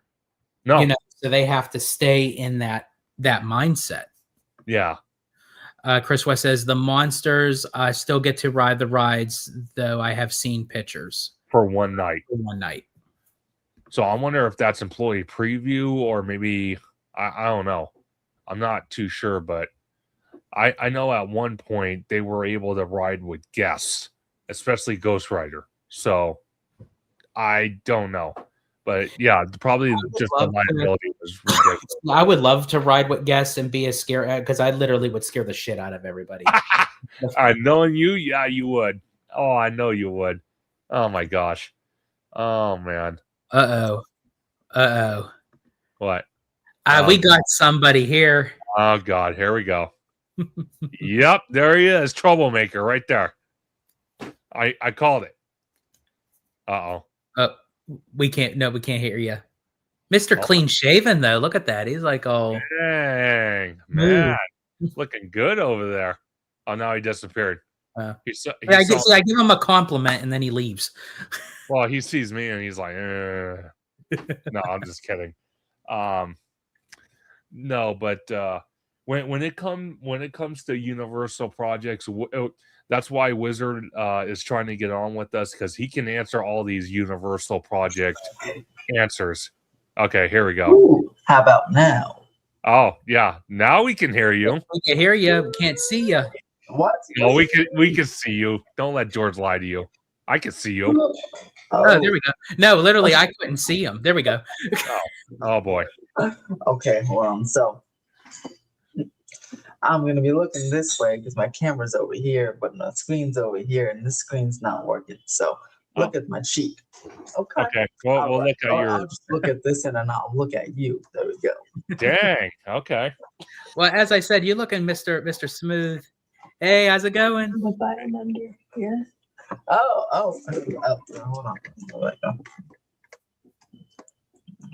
Tech support. But thank you. Nice and clean shaven. I know, man. Yeah, Mr. Clean up Smooth. nice. You must be jealous, Choo Choo. Oh hell no. No. Oh come on. You did. No. No. Mrs. Wizard. See that's how her. see how Mrs. Wizard comes in, how that's how Abby is with me. Like anytime I'm like, I can't figure this out, like, and then she just comes in and does it, and then boom, it works. I'm like, okay. Yeah, well that's unbelievable. All right, Wizard. You know what this is, so There we go. Okay. I want plugged in. I want to ask you straight off. I saw your X posts. We're seeing new holes in the Curious George parking structure for the security zone. That is correct. George is he knows all about holes, doesn't he? Yeah. Of course he is. Oh my Oh gosh. gosh. Yep. I take the gold, the silver, and the bronze. No kidding. Yeah, you do. A lot. But yeah, it looks like they punched a big hole, bigger than George's hole, wall at Curious George parking lot as they get ready to construct the walkway from ET to Curious George for the ET parking structure security structure hub. Interesting. Say that Okay. 5 times in a row. No, I'm good. That's a tongue twister. I don't want to repeat. And then we got Magical Hops in the house. Always good to see you.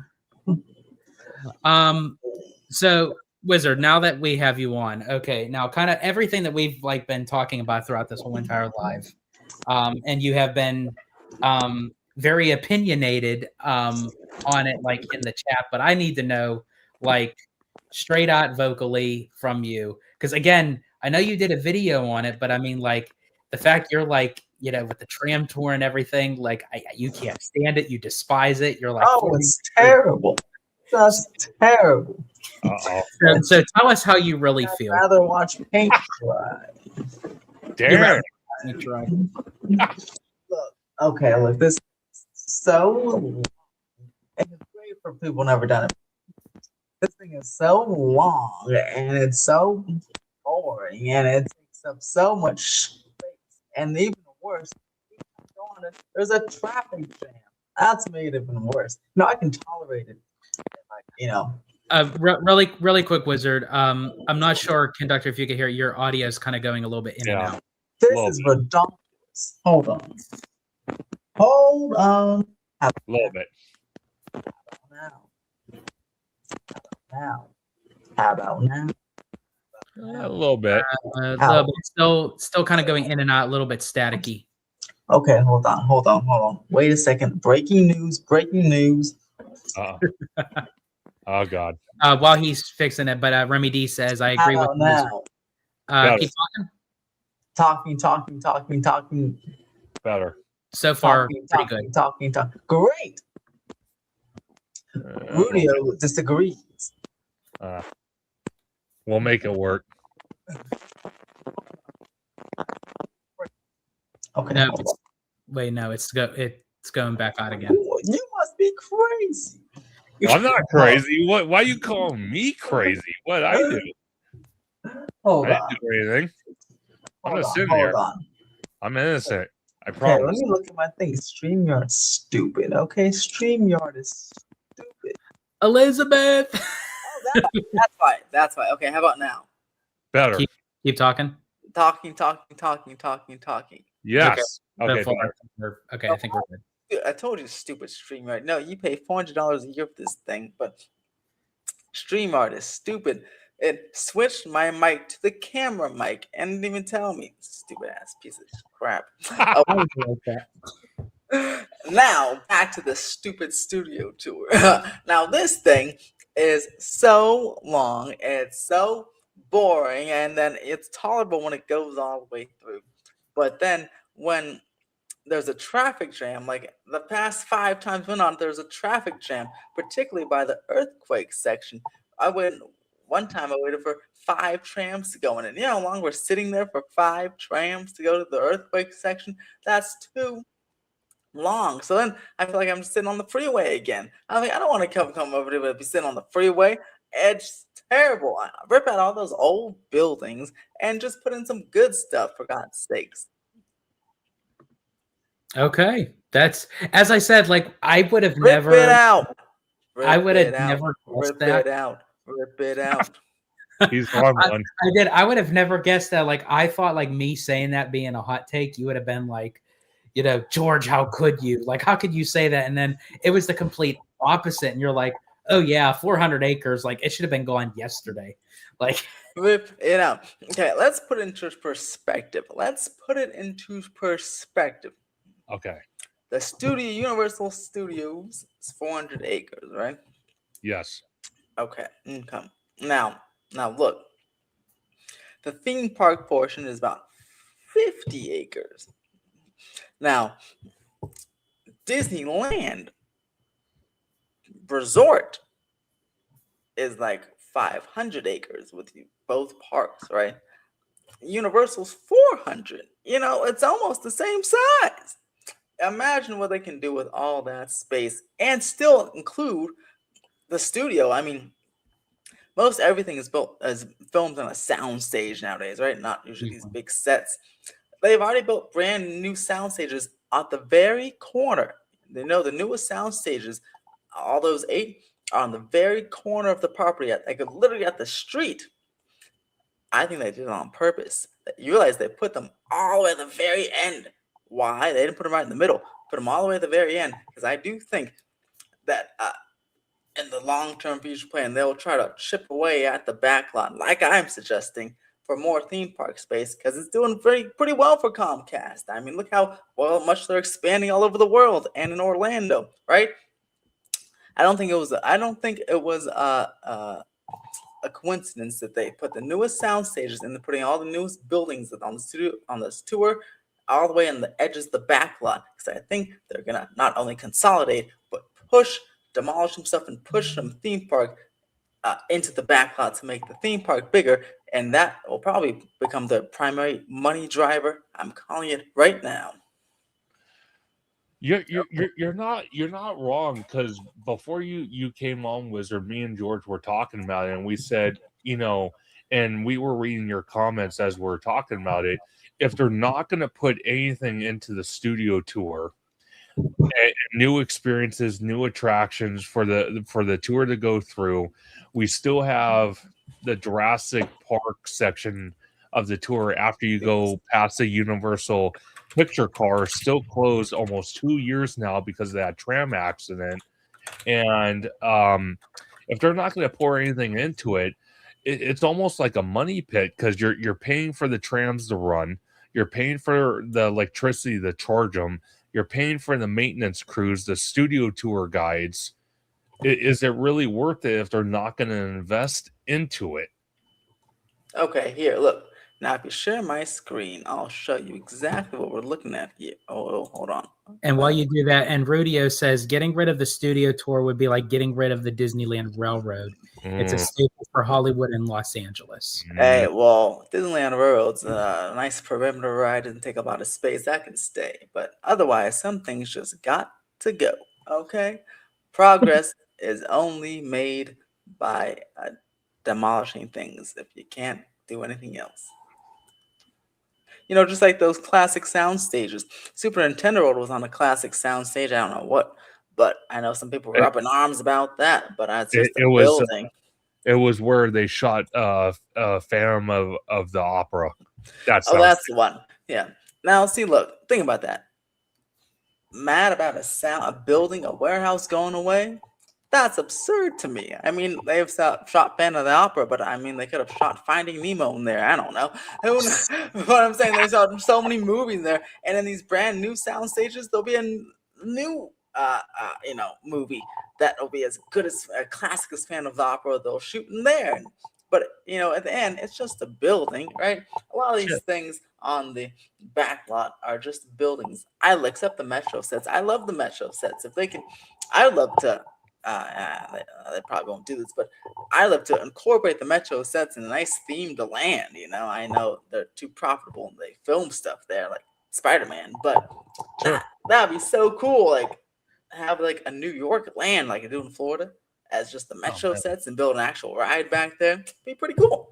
Well, I know Universal Hollywood is going to have to do something kind of drastic moving forward because I mean, back in the 80s and the 90s and excuse me, even the early 2000s, they can get away with it, for it being like the quintessential, crown jewel of LA and what have you. But now, being in this fast-paced time now where, theme parks are literally going up against one another, it's like they have to do something to, like really like get ahead of the curve.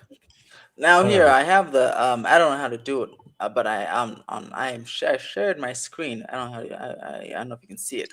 You can click it. It should be on your side, George, because I don't see it. Okay, nothing popped up. I click present, and then here's the map, but I don't know how to get you to see it. Okay, because I don't know how to do it as a guest. Oh wait, wait here. Let me stop sharing my screen. Okay, there we go. That's why. Here we go. Gotcha. Okay, so now we're here, and then that's me. Okay, so let's take you to the lay of the land, Hollow Gelato. Okay, let's all right, do Gelato. Okay, so Mr. Gelato, here you go. These are the sound stations I was talking about. These are the newest ones. But see, that's what I'm talking about. See how they're literally at the edge of the property? I think that's on purpose. To be fair, these are also new, but this is also on the edge of the property by the LA River, right? So everything's being built on the edge so far. And then what we have permits for, but hasn't started yet, this area from here all the way to this house. So from here to this house, yeah, how big of an area that is. Yeah. There's been 2 permits to file for this whole area to be graded. This house has already been demolished. Now, there's been markings around all over the world. So this whole area, which someone measured was 10 acres, is supposed to be graded. Probably for more studio stuff. But again, if let's say they put more studio stuff here, like relocated studio buildings, this again, it's on the edge of the property. See, the houses are right here, and it creates a nice sound barrier if they do put like random studio stuff here. And they can relocate all this stuff, right? All this, well, I mean, maybe not the bungalows, but some of these other auxiliary studio buildings and just push out the theme park. I think that's the plan. And yes, I'm sure it's easier for production vehicles to get to as well. But I mean, it also creates a nice sound barrier because noise ordinance and stuff. It'd be hard to have any ride, but especially an outdoor ride, if they were ever to go over here, right by houses. But why not just put a relocated studio building, right? The new mill, so this building here, which I found out was multi-purpose, but this is the current mill area. Now this is being rebuilt right, where'd it go? Where's Earth? Oh, right here. right here, and it's almost done. It looks like it probably could open next year. And I think there's some offices in here, but I mean, look, they're relocating this area. The studio post is here, but also in the creative building over here, and they can maybe move stuff around. But I do think, there's a lot of consolidation going on and a lot of moving around, just like you said with Disneyland Forward, but on a smaller scale. And I do think they do have some nice grand vision to keep obviously the studio stuff, and I'm sure the studio tour, but also make significantly more space for more theme park spot on both lots, which is very exciting to me. And again, for the studio tour people, that'll be there forever, I'm sure. So you get your stupid studio tour, but like exactly, this is the area right here that conductor was talking about with the accident. So here's the Fast and Furious thing, and here's the Jurassic Park. So this whole area they don't go on anymore due to the accident. So now it's another wasted piece of space. It's not much. I guess not much you can do with it, but it's just a wasted piece of space. I don't know. And really, really quick, Wizard, before you continue on, Remy D is asking if they get rid of the studio tour, do you think would get a bigger backlash than the removal of Rivers of America and Tom Sawyer? It's funny. I think you might, but it's funny. Universe is a little different because I feel like you get a little backlash, but then it's like not a lot because maybe not a lot of people care about Universal, which is also kind of sad. But then there's enough people that care about the studio tour. I feel like they'd be like, yeah, even if you put it as an upcharge thing, I feel like people are like, that'd be terrible. But I don't know how much it would be, to be honest, because again, I feel like a lot of this park is, especially in the summertime here, a lot of tourists. I always hear, if you ever go to Universal, you always hear a lot of different languages. And see people from different. So I don't know. It's not so much of a. There's a lot of locals, but not like Disneyland locals where like, oh, I'm going all the time. Hence the low wait times in like January and February when most of these rides are 5 minutes. So I don't know how much of a backlash would be. I'm sure there'll be some, but I don't think. I mean, just look at the one when the Waterworld story came out, when they thought, oh man, maybe Waterworld's going to be removed. There's a little bit of a backlash there. So I'm sure there'll be something, but maybe not as much of like. Oh no, see, they Disney can't get rid of Waterworld. I was literally ready to throw myself in front of the. Yeah, I know. I love that one. I hope that one never goes. I hope they do though. Add another show, maybe not replace Waterworld, but add one. Something like Bourne or some indoor show. That way, because when it's too hot or rainy, you can still go see the show. And also, we lost 2 shows for Fast and Furious, so it'd be nice to gain another show back, so we have 2 again. So hopefully, Universal does that. Yeah, I think we need more entertainment in the parks, just in general. Like that would be awesome. 7H John, yes, I'm sorry. My apartment building is this fire alarm, not in my apartment, but in someone else's apartment, has been going off for the past hour. And I don't know why, but it's something with this apartment complex. It's one time, side note, we were in this, it was like 1 a.m. and everyone in this apartment got woken up by a fire alarm that randomly went off and are so annoying. So yeah, that's what that beeping is. Sorry for the beeping. But yeah, the studio tour is a people eater. So if they're even thought of getting rid of it, they would definitely have to build a lot of other stuff to eat up the thousands of people per hour that those massive super trams take up. So let me ask you this, because I brought it up to George while you're still in the chat. Is Universal going to go the way of what Disney's doing with Avatar? With Disney, we're seeing that obviously they have no intentions of starting Avatar until at least halfway, if not 3/4 of the way done with the Eastern Gateway parking structure. Mm-hmm.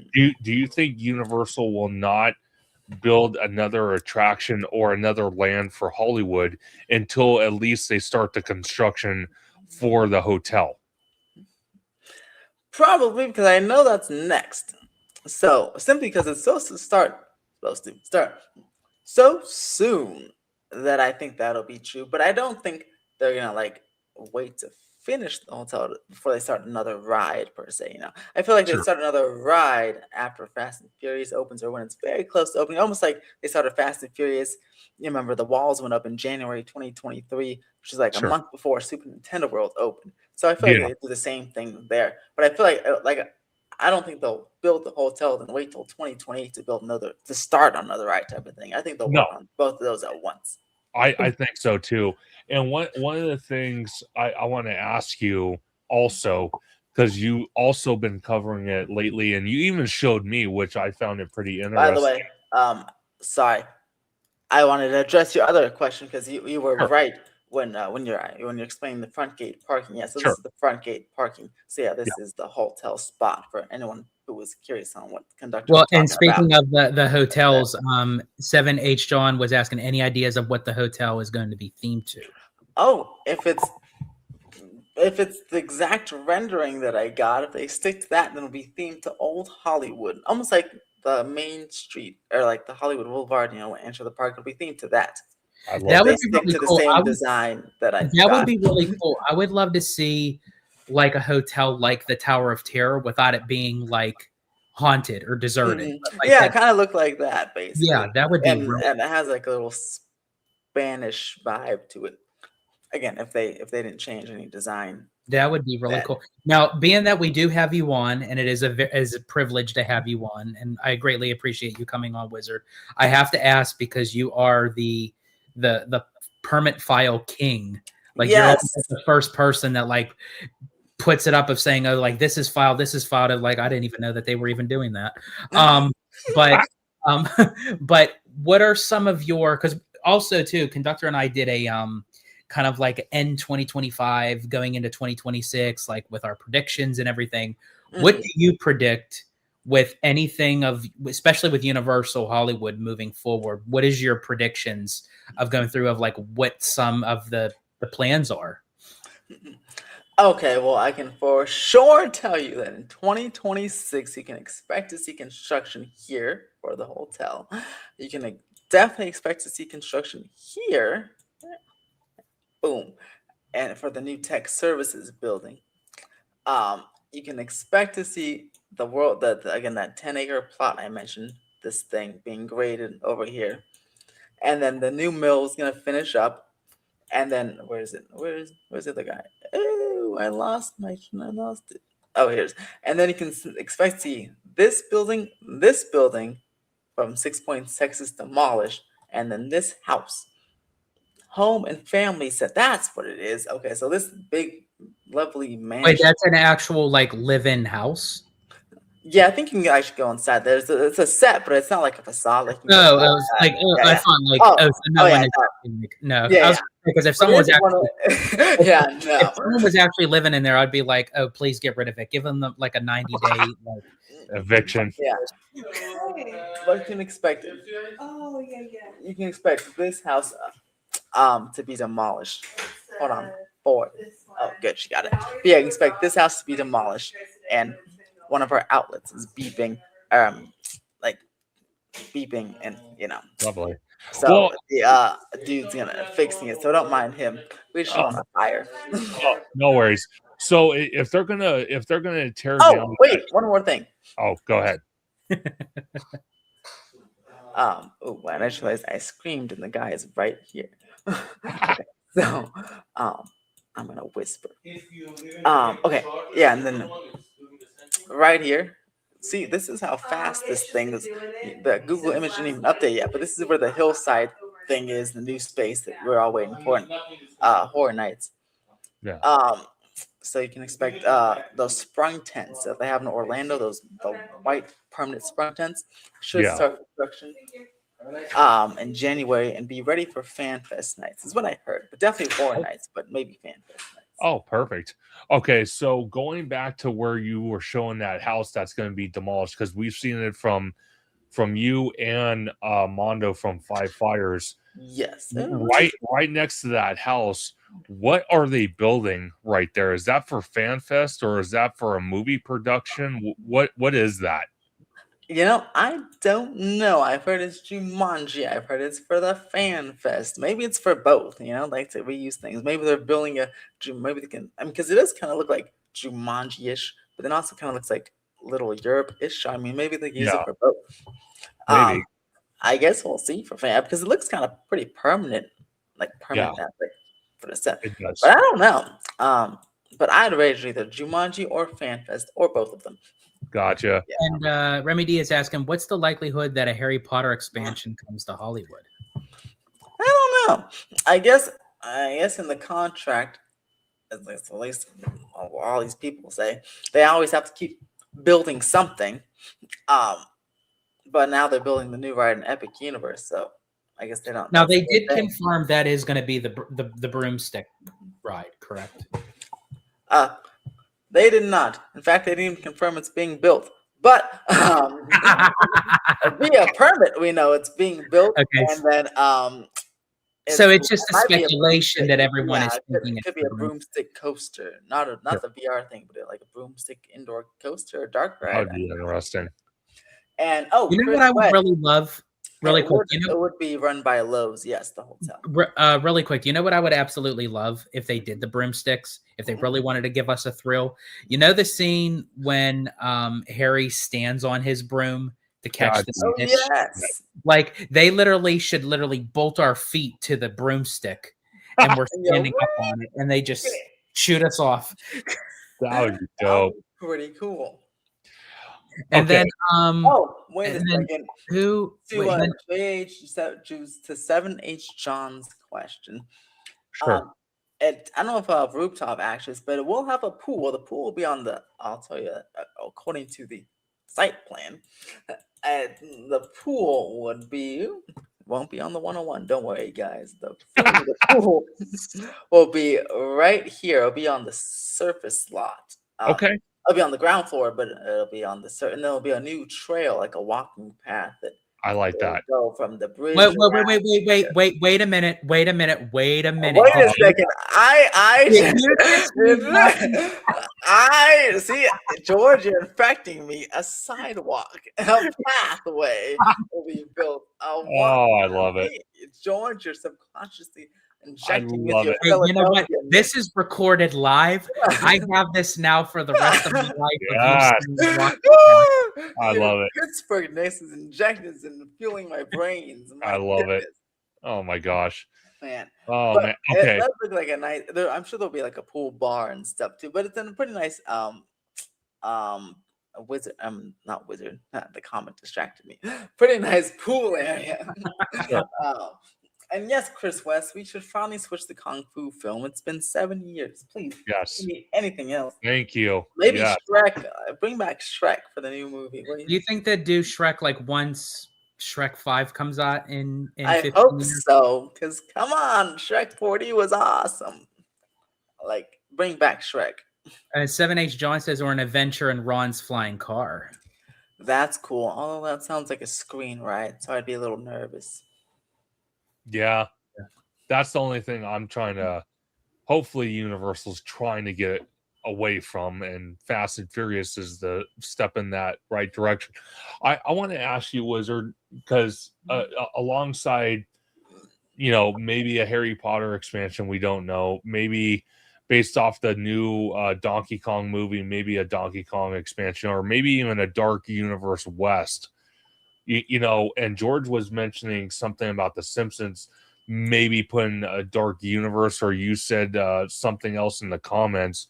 I want Dark Universe to come to Hollywood, a West Coast version.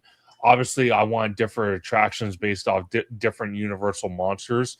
I just don't think the Simpsons area is the most appropriate place. I think we can really take advantage if we're getting rid of all these sound stages on the lower lot and make our version twice as big as Epic's and make it more unique, since the Universal monsters were born on the Hollywood backlot, and it only makes sense. Yeah, I agree. I always said if Dark Universe were to come here, I don't want it like right here, a nice open spot. Because it seems so small. Like I don't want like a nice proper dark more over here. And it's the land's not too big over in Epic, so I always said, even if they brought the same layout, they should replace Curse of the Werewolf with the original werewolf werewolf show that they were gonna do before that got swapped out. Because then it would make ours more unique, and like I said, give us another show. So we have two shows, one on the upper lot, one on the upper lower lot. So Definitely. that'd be my dream Darkmoor if it were to come over here. That'd be awesome. That would be so awesome. I know, right? And then it'll give a reason for people in Florida to come over here because they don't have the werewolf show. No. Yeah, so it would be like, and then maybe instead of like the steakhouse, be like a different type of restaurant, a unique, highly themed restaurant. So you make it like same layout, but like different things, different tenants inside the place. So it's like uniquely Hollywood. Well, you know what? Now you got my mind thinking. Instead of it being kind of like a Dracula themed restaurant, what if we got a Frankenstein and Bride of Frankenstein restaurant? And it's you know why? Because we have such a good meet and greet already. That'd be great. And then they can do like you can eat with the characters, eat with Frankenstein. that would be awesome. I'm very curious to see like how they represent them during FanFest because they're gonna, utilize the classic monsters like intermixed with Scooby-Doo and everything. But I'm very curious to see because it definitely seems like they're using FanFest kind of like as an event, but as a beta tester to kind of like really see like how people take to this. And I'm very curious to see how this goes with FanFest. Now to 7H John's question. This is hilarious because I had the same idea. He said a drop tower ride would be cool. I always thought, boy, you should make a drop tower ride from the upper lot to the lower lot so I can skip these escalators. That would be awesome. Oh my gosh. Now, what do you guys think of something else I hate, and that's 3D on rides? I don't like it. I don't like it, and I'll tell you right now, I watched someone's video or clip on, forgot if it was YouTube or Instagram, and they were talking about how Ratatouille and Walt Disney World just opened back up. They got rid of their 3D. I'm very curious to see how it differs because I have seen it with the 3D, so I'm very curious. Yeah. So they stated that the picture was a lot more clear. It was a lot more brighter, and obviously the number one factor is they didn't have to wear those glasses anymore. So it's getting a lot of positive feedback. So I think sorry to say it, 3D is going the way of the dodo for the theme park, and it needs to go away. Take it out. I honestly hope that they eventually do it for Flight of Passage. Because I think honestly it would benefit it and they can like update the screen to be more like HD efficient, so to speak. Because there is one scene in Flight of Passage that it always seems like it never focuses right with the 3D, and that's the bioluminescent scene. Yeah. Now speaking of when 7H John mentioned the drop tower, what would you theme that to? Oh, the drop tower? Well, if I could just theme it from the upper lot to the lower lot, I'd make it an original IP, or an original something like, Universal original thing, because it would just be going from upper lot to the lower lot. So I'd be like, Universal Creative, make up something. Just get me down there faster. Rodio's asking, do we think Fast and Furious will open by FanFest? Yeah, it should. As long as that the rotation testing goes super well, yeah, it should open up by FanFest. Because look about it. All we need, can't see the coaster here, but pretend it's here. All we need is to get the glass over this scream shield and this scream shield. Sound wall is done. The glass is the next major part. Then I'm sure just some small things. And other than that, once the glass is done, they'll just see continuous testing over and over. So they'll probably save that for like late January through like March, and then hopefully get it open by April. Yeah. And Chris West says, did they save those old Universal Monster Cafe figures? I could speak. Oh, I think so. In Orlando, laying on the dirt, like in Epic, or they're laying on the dirt where they're like, they look like they're all shriveling up. That you see. That was hilarious. But yeah, I think they're over there. They'll probably pop up somewhere. I'm surprised they didn't stick them in Darkmoor. That's what I Easter eggs, That's what I thought. Well, Well, let me ask you this, Wizard. You know, after the coaster, once they start construction on the hotel, out of all the choices, out of all the areas they could start building for expansion, what do you think is going to be first? I don't know, honestly, but I will say only what I can see with my own eyeballs. And with my Sure. own eyeballs, all I know is that multiple times, including today, I just see markers around this area. So I don't know if that means anything. But here's the Simpsons, and here's the construction markers, and just this planter. That's all I can see with my own eyeballs. I think it does mean some because you've pointed out on your channel multiple times that you're starting to see, and we're all starting to see it at one point or another, that there's hairline cracks happening even more now on the side of the building from that vantage point of the studio tour bridge going down to that area. You can see it. hmm So only makes And sense. just got an update here from Mr. High. He said buildings in 6 points are starting to get gutted, so I expect those to come down next month. Interesting. Now, that's one thing I wanted to ask you about. The reason why they're getting rid of those buildings, is it for more production building space, or are they going to reroute the tram, or what's the purpose of that? I think they're gonna build a new studio building, but it'll be like something to relocate something else, like what the new mill's doing. So I feel like it'll be like something like that. Okay, Put more of the studio towards the center in the back to relocate other stuff from older buildings, maybe something from over here or this one or sure. something around here for like future theme park things. Now the sound stages on that very far right corner near Warner Bros., that hill right there, do you Mhm. think they're going to level it out more and build 4 more massive soundstage buildings? I don't think so. At least now, I know the next sound stages were actually supposed to go on this park lake. Yeah. And I thought they were supposed to start construction this year, but they haven't. So maybe they changed their mind, or maybe they're still coming. But if they were to build some more, I think they would still put them on this lake right here. Which Okay. maybe because here's 6 points, so maybe this part is having to do with this part. Who knows?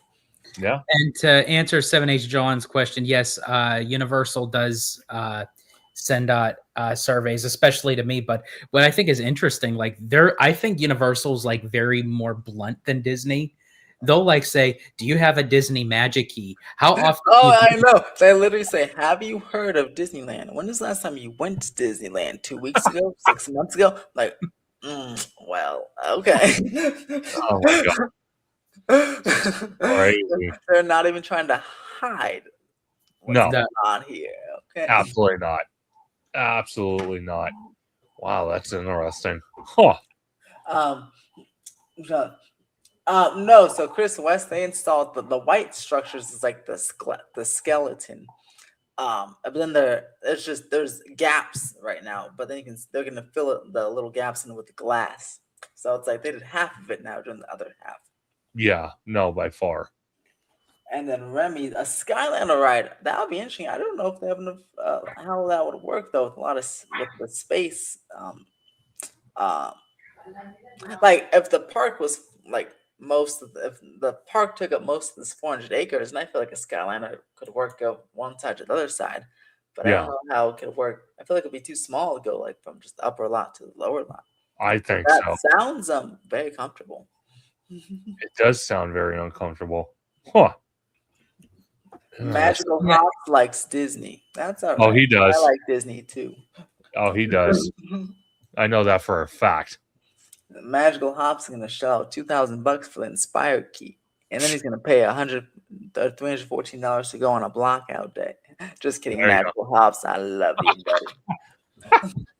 But Wizard, as you were mentioning in the chat earlier, like, but now that you're actually on here, where you could actually talk about, what say you, just like with everything of how crazy the parks are, like from Disney, Universal, Knott's, whether it's blockout days for Magic Keys or Universal, and just overcrowds at knots. Like, what say you? Like, do you feel like that the holiday season became the new summer? That, like, regardless of anything, like the theme parks know that it's going to be bank during like the end of August for Halloween to like the end of December into the beginning of January for New Year's.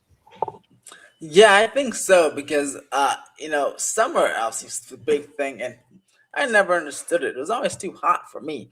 I mean, I'd go, but I'm like, oh, it's 100 degrees out here. But the holiday season, it's so beautiful. It's my favorite time of year. It's cold, colder, and there's so many decorations, so much entertainment.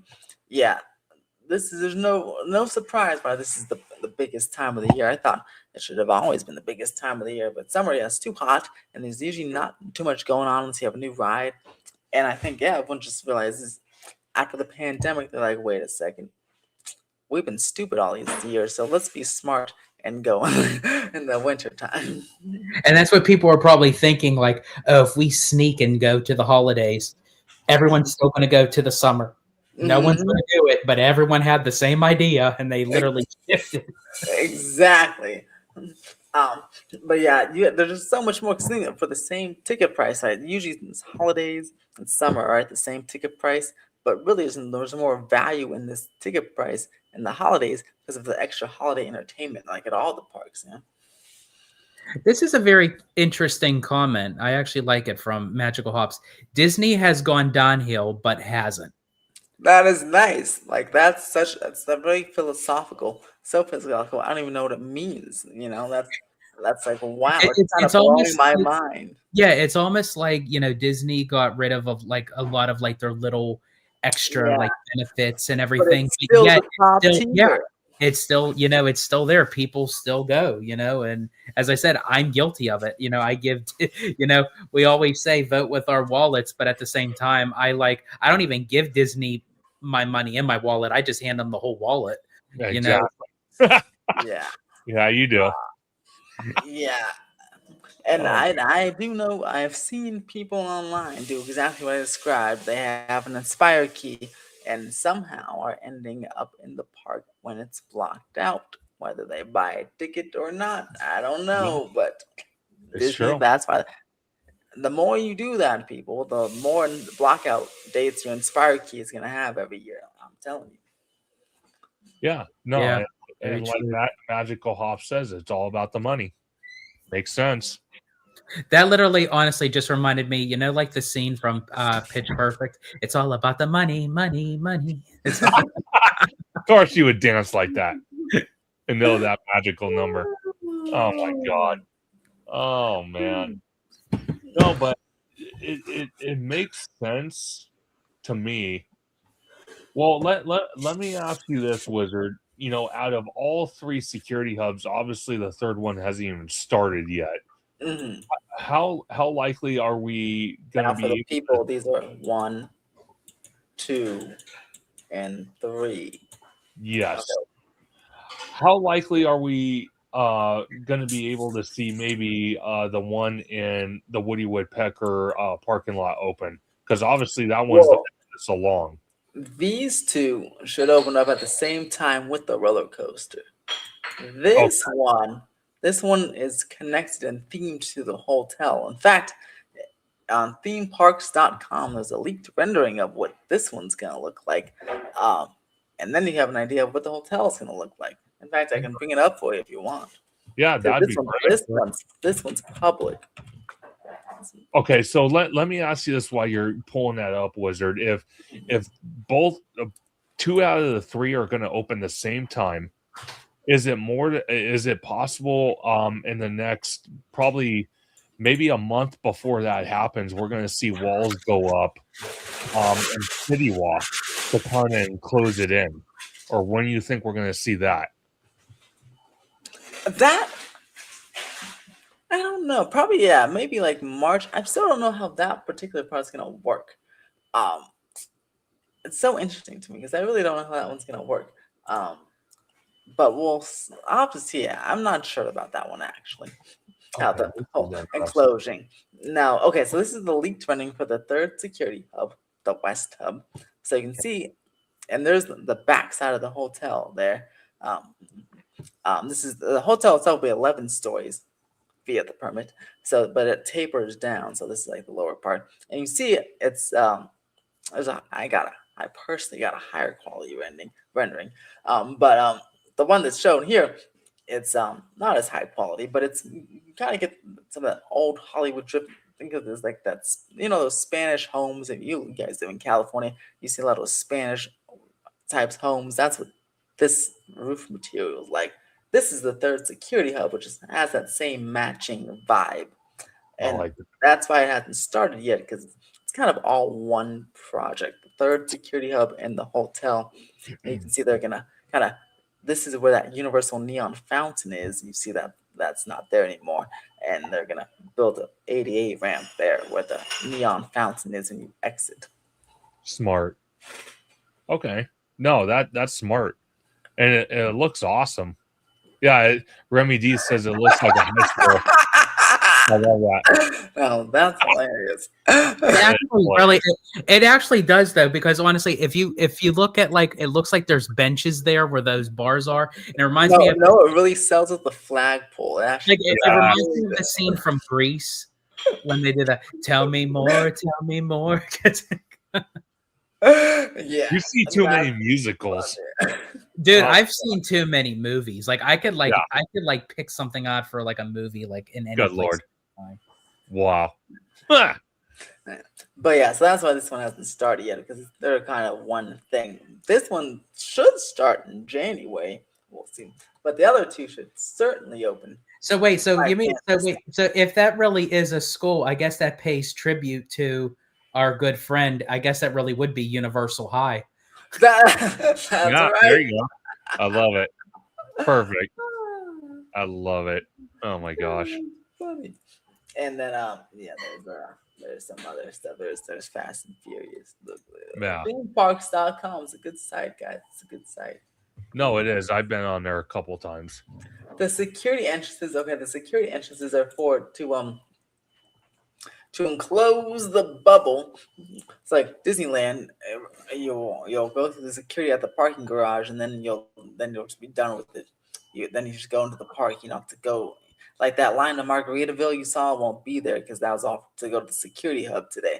But That was that will be ridiculous. the parking lot. So and they'll be spread across 3 sites, not just one. So the line shouldn't ever get that long, which is good. So for the city walk, or first city walk, and then you go through city walk and then to the whole park, and the hotel will have its own little security. Like in Orlando. If you've been to Orlando, it'll be like the same thing. Gotcha. Yeah, see, I'm very curious, like I said, if they're gonna start enclosing City Walk at least a couple weeks before they open those security hubs, at least 2 of them, because it would make sense if they did that. That's what I think is going to happen. Because they'd have to put up the wall. So yeah, I think they would. There's all these little gaps, so I feel like they wouldn't start that maybe like in March. I guess I heard that. I heard they're opening in April. Yeah. I'll have to see. But Yeah. That's too far. I think it'll open before. Who knows? But I think they'll have to enclose some of those things, and maybe those bathrooms can finally open. Because I've been waiting for those bathrooms across from Raising Cane's to open because they're so convenient, but they're just sitting there. I think they're just waiting for the security thing to open. Stupid. I love seeing Wizard getting riled up. It's funny. Old man shakes fist. Hey, there you go. I love that. Oh my gosh. Gosh. But yeah, it's going to be very interesting in the next couple years, because Wizard, you had mentioned in the comments too that not even just with like the 2028 Olympics, but next year is also the the World Cup. Yeah. So we got all this, and then don't forget, in a couple of years we have a Super Bowl again. Yeah. 100%. And George is gonna be there shirtless with his team on his chest. Hey, don't tempt me. I probably would just like my whole body. Shirtless, clean shaved, and war paint on his face. That would be the only problem. Is I would have to shave the hair. Oh yeah. Come on, Like, why don't you take it off now? Let's see what you got. oh, trust me, here's the thing. I have shaved all this before. I don't like it's not pretty. First of all, how long does that take? I'm very Oh curious God, here we go. to like How long shave does it everything. how long does it take to shave? Yeah, chest and face, or even just the face, because you Okay, have a lot of the hair. face, the face, it takes about, I'd say, 20 minutes. Oh, okay, that's not as But great. it, You but use it an grows, electric shaver. electric shaver, Okay, yeah. that's But it grows back in 2 minutes. It I does. know, makes it all not even Yeah. worth it, huh? How about Now, the chest? now body, Uh-huh.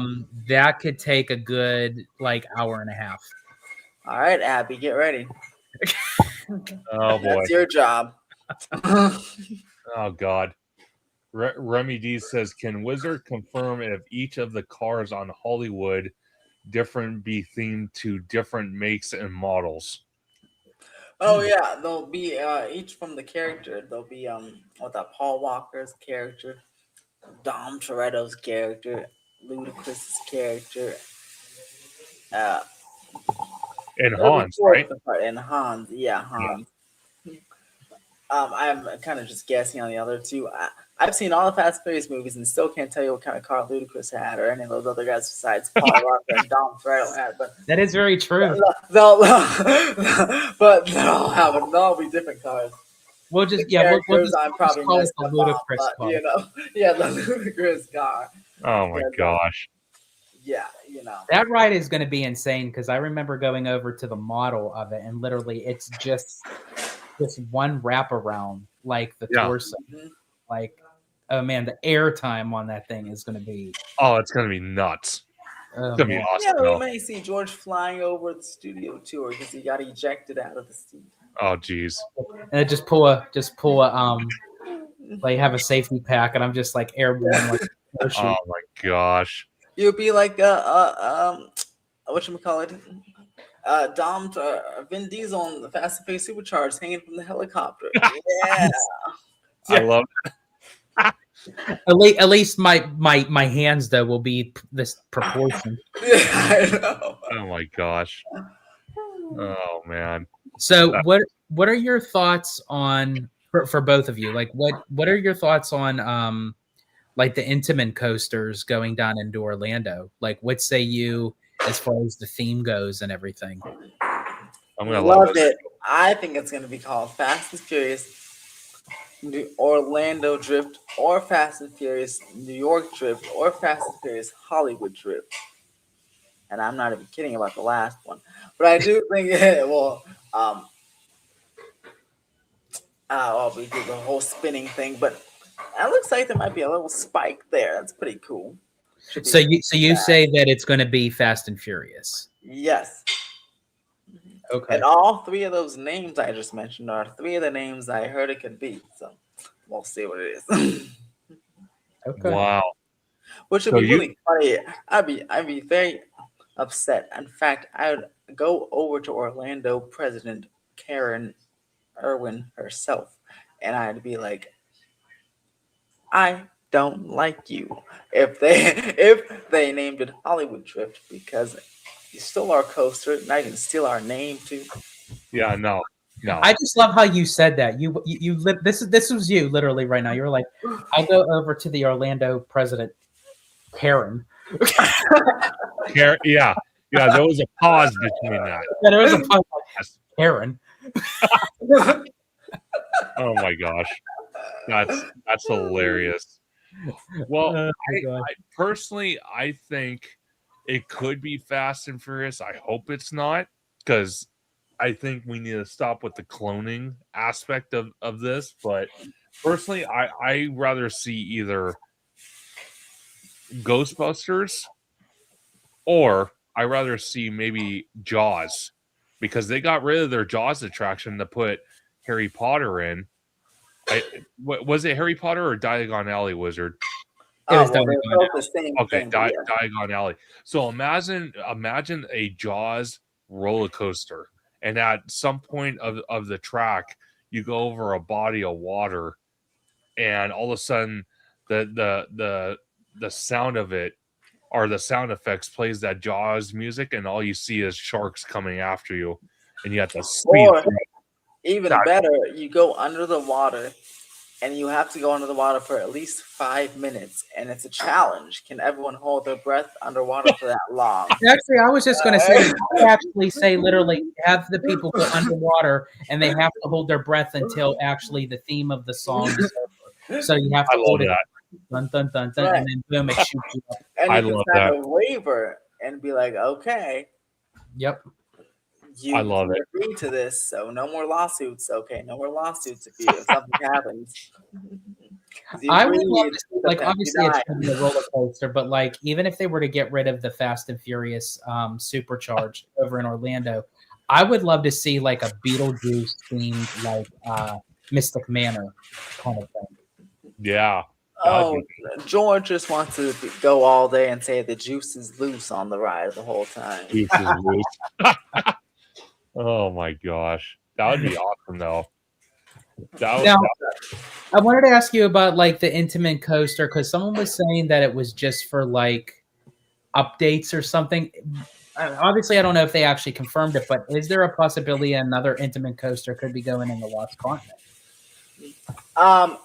No, that one was for the Universal Florida and Universal, and Islands Adventure plots, but the new coaster goes over both plots, so it's for more construction of the current roller coaster. Wow. Gotcha. That's crazy. And with that, I must go eat dinner, but I'll be back on the stream and the chat. Sounds good. Thank you, Mr. Theme Park Wizard. And for everyone, please like, subscribe, go over to his channel, show him some love. And before you go, Wizard, if you want to give everyone a know of where they can find you on social media. You can find me on Theme Park Wizard on Twitter, Facebook, Instagram, Twitter again, Facebook, Instagram again, and Twitter again. And then you can find me on Threads, Blue Sky, YouTube, and make sure to subscribe or else you won't be able to see any of my stuff. Isn't that crazy how that works? You press the button and then videos pop up. It's an amazing concept, and you know what? I invented it. You invented it. Oh, that's awesome. That's great. Trips with 3 people. You can book your trips with me. You can book your trips with Georgie up there, but make sure to book your trips with somebody, because if you don't, I mean, are you really going on the best trip without booking it with a travel agent? Come on, man. Just do it already. Book with Georgie. Book with me. Just beware, if you book with George, all your receipts will say sponsored by Hollow Gelato. So if you don't want that on your receipt, book with me. And then if you book with Mr. Theme Park Wizard, it'll say on the seat, yes, I definitely ripped you off. That's correct. Oh my God! Here comes the trash talk. That's Here it comes. correct. Here it comes. Okay, so But I know, in all seriousness, though, folks, definitely for any additional like travel needs, if you guys are going to Walt Disney World, Universal Orlando, or if you're coming out here to Disneyland, Universal Hollywood, wherever your homestay is, definitely go over to Mr. Theme Park Wizard for all your traveling needs. He will definitely hook you up. heck yeah. Peace out, motherfuckers. Dang. Wow. See ya. Well, he definitely knows how to make an entrance and an exit. No kidding. And he didn't even have to use a wand for that. Pretty Nope. impressive. Yep, definitely. Oh my gosh. No, but what Wizard was saying with everything going on at Universal, you know, it's almost even with Disneyland, George, even with that, it's to the point now. It's like with what we just saw in the last 72 hours. Sorry, I just had to kill a fly. I used the Snickers bar. Oh, you're hurting my feelings now. I love Snickers bars. You probably destroyed it. Well, it's still sealed. Oh, that's even worse. Oh my God. So sorry, no. as you were saying. No, yeah, you're so sorry. No, with us watching what has happened in the last 72 hours with Universal, with Disney, with Knott's Berry Farm. But in this case, I'm talking more of Universal and Disney because they have room to expand.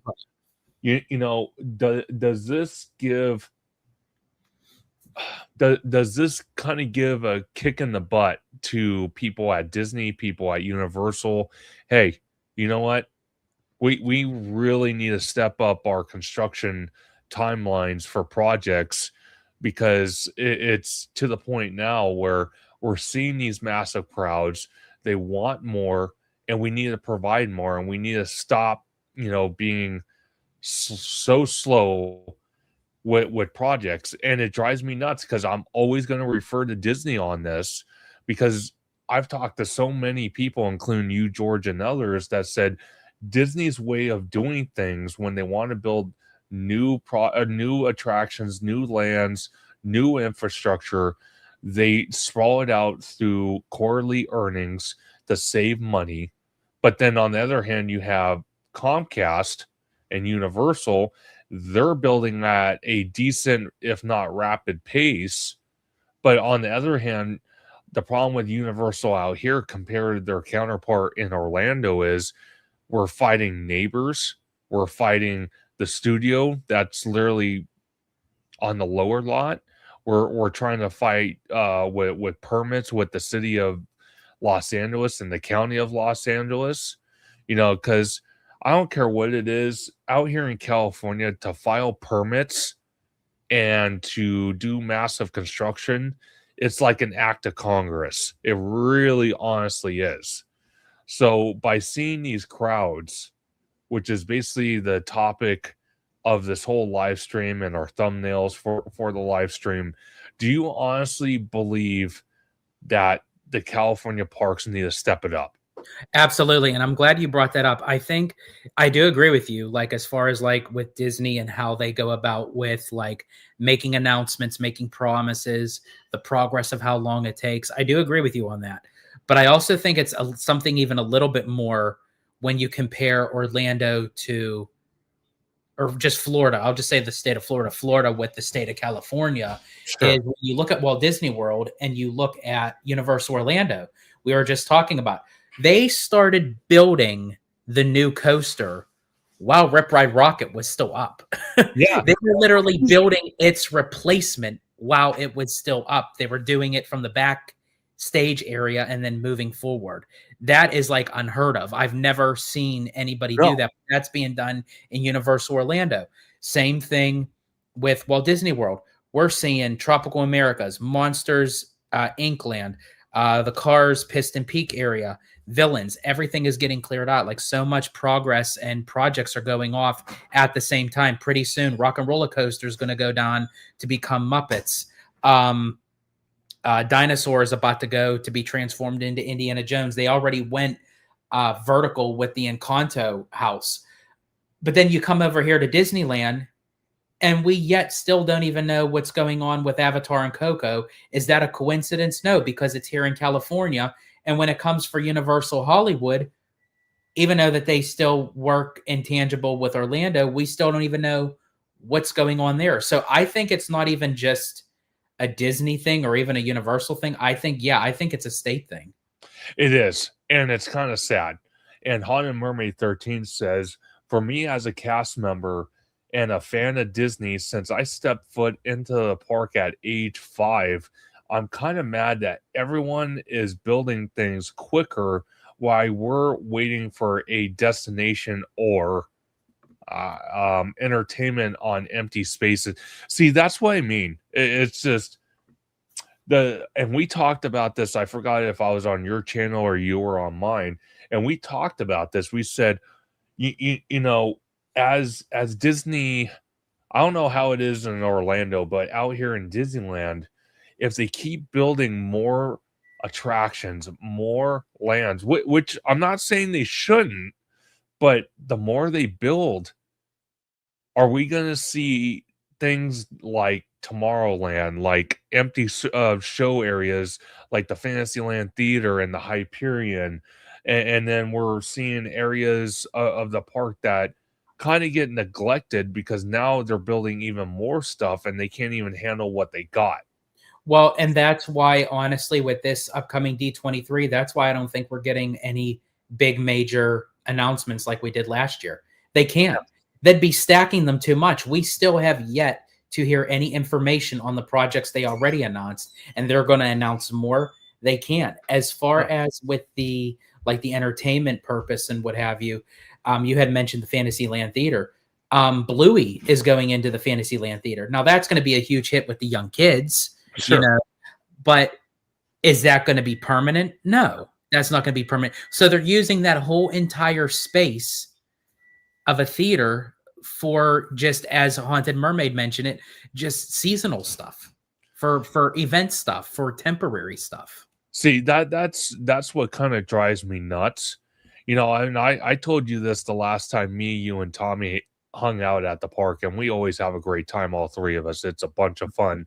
But we were standing in that area because they had walls up, and I mentioned to you, I said, why couldn't we get a Beauty and the Beast attraction right here, or something Fantasyland related, and get rid of the theater and build an actual attraction and use that space? I will say I do agree with you. Like, there needs to be something there. I really wanted it to be Beauty and the Beast. However, I remember looking at the Google Earth maps back to back. I'm sure The size of Beauty and the Beast that's in Tokyo would never fit that space, unfortunately.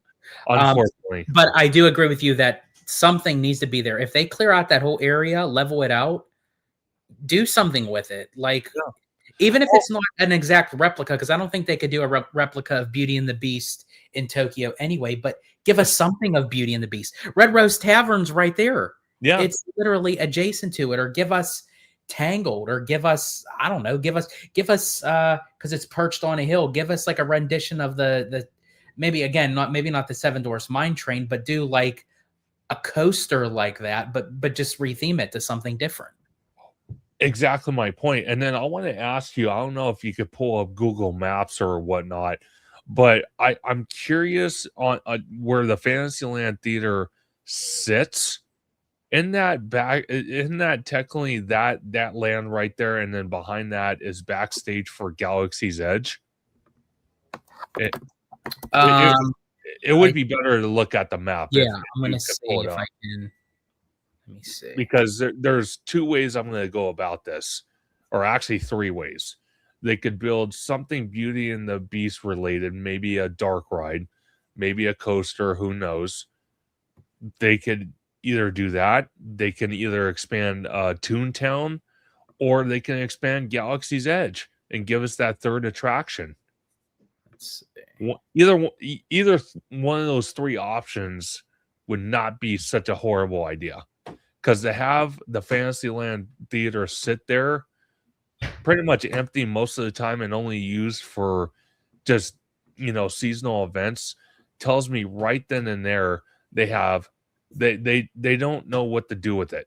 It's the same thing with the Hyperion Theater. It's like, why in the hell do you want to keep this building, this lovely, amazing, beautifully aesthetic theater from the inside, if you're not going to allow it to be available for guests? Why? And you can see it right there. Any three of those options I just mentioned, expansion to Toontown, Beauty and the Beast, or another ride for Galaxy's Edge, any three of those would work. Yeah, because you can see this is the backstage area right here for Galaxy's Edge, which they could even reroute. And I guess, because I believe Oga's Cantina is right here. So yeah. I think this is where the restaurant was supposed to go. Which essentially, I think that they said that they were considering on making I'm going to say it, folks, walking path between Toontown and Galaxy's Edge. Or if they didn't want to go that route, as you said, you have the Fantasyland Theater right here and all that land surrounding it. If they just reroute the train, because it can be done, Walt Disney World's done it. It would take some time, but it can be done.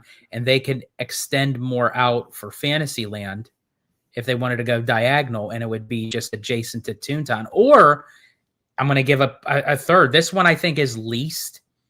But honestly, if they really wanted to expand out Toontown to the west, they could. Give us a Disney afternoon area.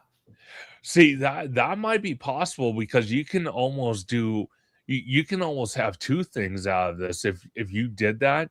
If you expanded Toontown into those two elongated buildings, and then where the where that Star Wars restaurant, and you can kind of see the infrastructure right here for it. If they kind of built like a tunnel here or something, and this whole area became Star Wars for a third attraction, they could easily do that. So we could have the best of both worlds here: expansion to Mickey's Toontown and a third attraction for Galaxy's Edge. And then get rid of this and expand out Fantasyland. Add something new. So technically, we could have 3 of 3. Well, where would you put the third Star Wars attraction though? Because if you take this area where these two elongated buildings are, yeah, what's that back What's there? this? I was just going to ask you, what's this? I think that's costume. Haunted Mermaid 13. If you can comment on that, I think this is costume right here. I think. I think so, because I thought someone told me that costuming was like behind Toontown. Yeah, I think that is caught. So in all reality, I would be okay with Toontown taking these two buildings right here in this footprint, and then where the Fantasyland Theater is, get rid of that and build the third Star Wars attraction right there. Another e-ticket attraction. So we can have 2 out of the 3. Expansion to Toontown and a third Galaxy's Edge attraction. That would only be unique to Disneyland, not both coasts. Yeah, I agree with you. Like, it needs to be original. Now, I wanted to come over here too, because I thought while we have Google Earth up, I still have a little bit more time just to kind of run through some things. Sure. So right off of like Bayou Country, and New Orleans, this is the Lilo and Stitch parking lots, which is essentially supposedly proposed for Disneyland Forward for more theme park expansion into Disneyland. So I'm very curious, and this is what Bricky was talking about, where it would fit like a glove if they did Arendelle or something like that. So I'm very curious to see like what this would become. Because I mean, even though it doesn't look big, I mean, when you're actually in there and you're walking, I mean, that's a nice chunk of land. Oh, it's huge.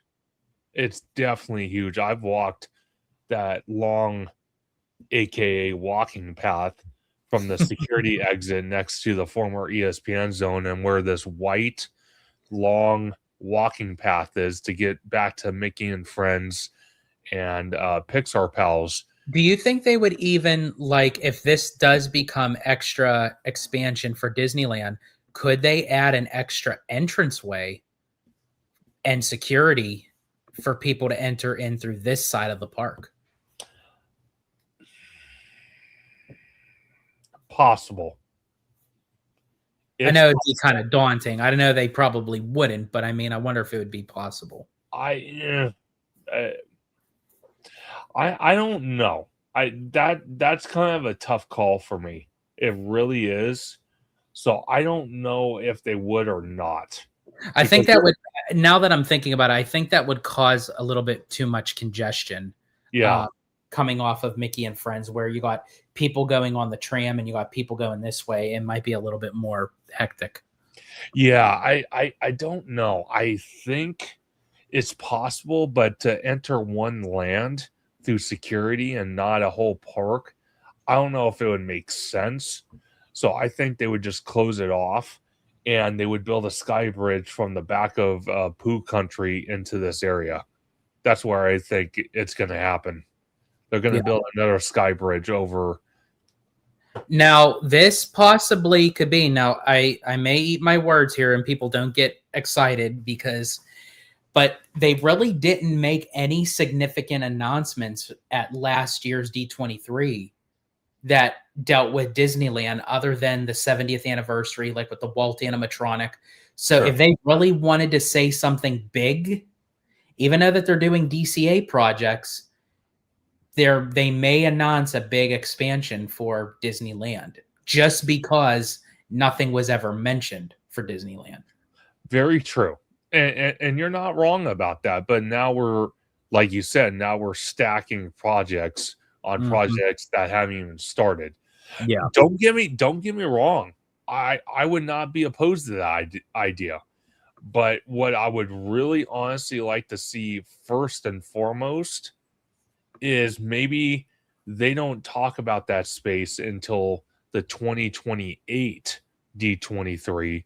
That's what I think. I think 2028, once things start opening, that's going to be the bigger one. And this year, they could still make D23 a banger, and I mean a banger for real, if they finally stop being scared and they announce a Tomorrowland remodel.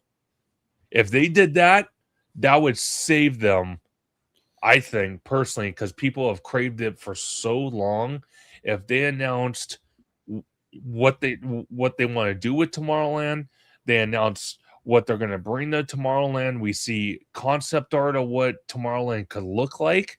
I think people would get super excited, and I think what would benefit the Walt Disney Company for sure, because all the construction seems to be happening on the DCA side, would be to close off Tomorrowland completely and throw walls up. If they did that, yes, we would be losing Buzz Lightyear. We would be losing a handful of gift shops and a restaurant or two. And I don't know how this would work. I think personally they could have Space Mountain still open, but they would reroute it where they would direct people backstage to enter that ride. You just couldn't go through Tomorrowland because it would be closed off. But if they announce Tomorrowland remodel for this D23 and they throw walls up soon after that event, I'm telling you right now, that would save them for another couple years. It's possible. See, I always thought that they would go the other route. I thought that they would make an announcement on the Lilo and Stitch parking lots first. I'm sure. Once they do that, it opens up a whole nother land. So that way they can close down Tomorrowland. Sure. Because they're going to want something to substitute in the meantime if you're going to shut down the whole land as a whole, which they would have to if they're going to revamp it, because as you said, the People Mover is intertwined with all those buildings. Oh, 100%. And then I just want to mention too, Haunted Mermaid 13 said, I love how DCA will be celebrating 25 years with construction. That is very true, and it's very sad. But I mean, hopefully the construction walls they put up will be silver. You know, they could at least maybe do some theme to it. Yeah, no kidding. Wow. And then, yeah, and I do know that, DCA needs work done, obviously, and there's no way around it. But it's like, I hope that they show a little bit of love to DCA for the 25th anniversary with something. 100%. And then Haunted Mermaid also says it's hard to walk backstage Tomorrowland. It's all vehicles going back and forth. It's not a big area. See, that's another problem. So I could see that as well. Magical Hop says a cool roller coaster ride that takes you through different planets would be dope. And then 7H John says they could hire a fleet of golf carts that shuttle employees back and forth nonstop. They could do that. That's kind of a catch-22. And then 7H John says that new Pixar parking lot never needed to be built. All of it could have gone on the east side of the freeway. Do you think eventually, because obviously they're probably going to add another hotel, I'm sure, when they do like the third gate, because we all know the third gate's going to happen one way or the other. Yeah. We all know where it's going, and I'm sorry, Disney, whether you want to admit to it or not, it's going into the Toy Story parking lot. I'm sorry, it is. Yeah. 75 acres. I mean, come on. But to 7H John's statement, if you look, this is already massive, the Simba parking lot. I mean, there's like so much that they can do with it already. But right here where I have my cursor, this is like the Pixar Place Hotel. Now, here's the thing. I've been in there several times. I actually think it's much better than what it was being perceived. And eventually, like, I would like to stay there, for Sure. just to say that I have and for content purposes. But the location, do you think that they could eventually, do you think they'll keep it here? Like that'll be adjacent to the Simba lot? Or do you think with the new hotel going into like where like the Toy Story lot would be for the third gate, that they could eventually just knock this down and it would be more theme park space? I could see it going both ways. They could keep it or they could get rid of it. Now, I wouldn't be opposed to either one of them. How can I say this though? Because it wouldn't be such a horrible idea. I don't know. I'm caught between a rock and a hard place because that's just another hotel for the Disney property. And the Toy Story parking lot, yeah, 75 acres is a lot. But if you think about it, they really have to be honestly careful how they build that hotel. Because 75 acres is all you get. So True. I don't know how they're planning on doing that. So it's really honestly, it's kind of a catch-22. And I like what Magical Hop says. He says they also should have made the land Hoth, Tatooine, Endor, and Cloud City, maybe. He's talking about Star Wars. I couldn't agree more with that. Mhm. Let me see. And then I think really quick while you mentioned that, I don't know if it was Remy D. Yeah, it was Remy D that said, "What about the planned Bantha ride?" I really wish that they would bring something back with the Yes. Banthas. I don't care in some format. I was really looking forward to that, and I was like so bummed that they cut that. Actually, those were the two things I was looking forward to out of everything because we really didn't know too much about Smuggler's Run and Rise of the Resistance, but we knew we were getting the Banthas and we were getting this very immersive restaurant, and we got neat. Yeah, exactly. And the best thing right now, the infrastructure for the Banthas is still there for the attraction because they set it up like that. And on top of that, the infrastructure for the restaurant sitting there doing nothing. So they could bring those to life if they really honestly wanted to. Now, will they? Probably not. And it's kind of sad to say that, but it's the truth. Yeah. You Okay, know, now I'm trying to locate the Toy Story lot. go. Nope, other way. Keep going. This way? No, down. Oh, down. Yep, keep Did going. I pass? And zoom out a little bit. Okay, right there. That's the Toy Story parking lot. This right here? Yeah, that whole thing. Yeah. Yep. Yeah, and you're right. They have to be careful, what to do, because it is true. And here's the thing. The biggest problem that DCA has ever had was the layout of the park. Yes. They built it in a very odd structure sort of way because that's all they had to work with at the time. So, and of how you can kind of tell that this is already kind of oddly shaped, Yeah. So that is very true. You add a hotel to this, which, I mean, if you were to put it right here, I mean, you could put it right here, but then that's going to literally just leave you with this for the theme park, which still could be done. But okay. But I'm going to make a prediction though. Okay. This is my idea.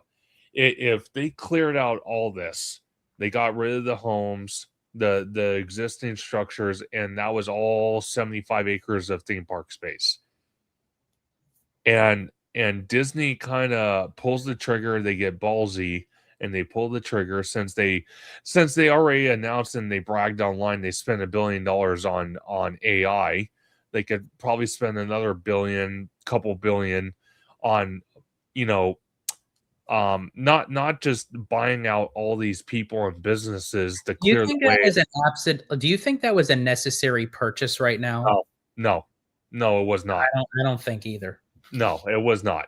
And all those houses and businesses, buy them out, get rid of them, knock out Garden Walk, get rid of it. And if you want to build another hotel, you build it in Garden Walk, and you kind of build like a Disney Springs East to kind of complement the new hotel and this third gate, because it's all in that vicinity right there. And you can build either a monorail or the Skyway to connect this third gate to the rest of the resort. Personally, for me, I like to see the monorail, and I know people will say in the chat and in the comments, no, it's way too damn expensive. They will never do it.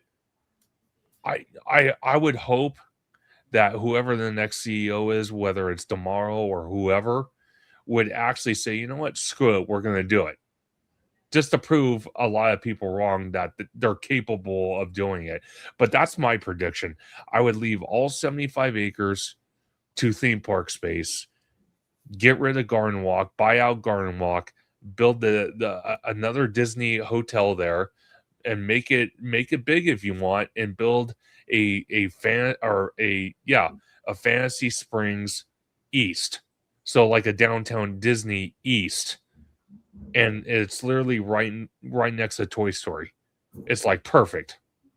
Yeah, I mean, yeah, you have the Toy Story lot, which Disney already owns, and then yeah, you have these houses that would connect right to here. Yeah. You have all this. You have all this. Look at all this. All this.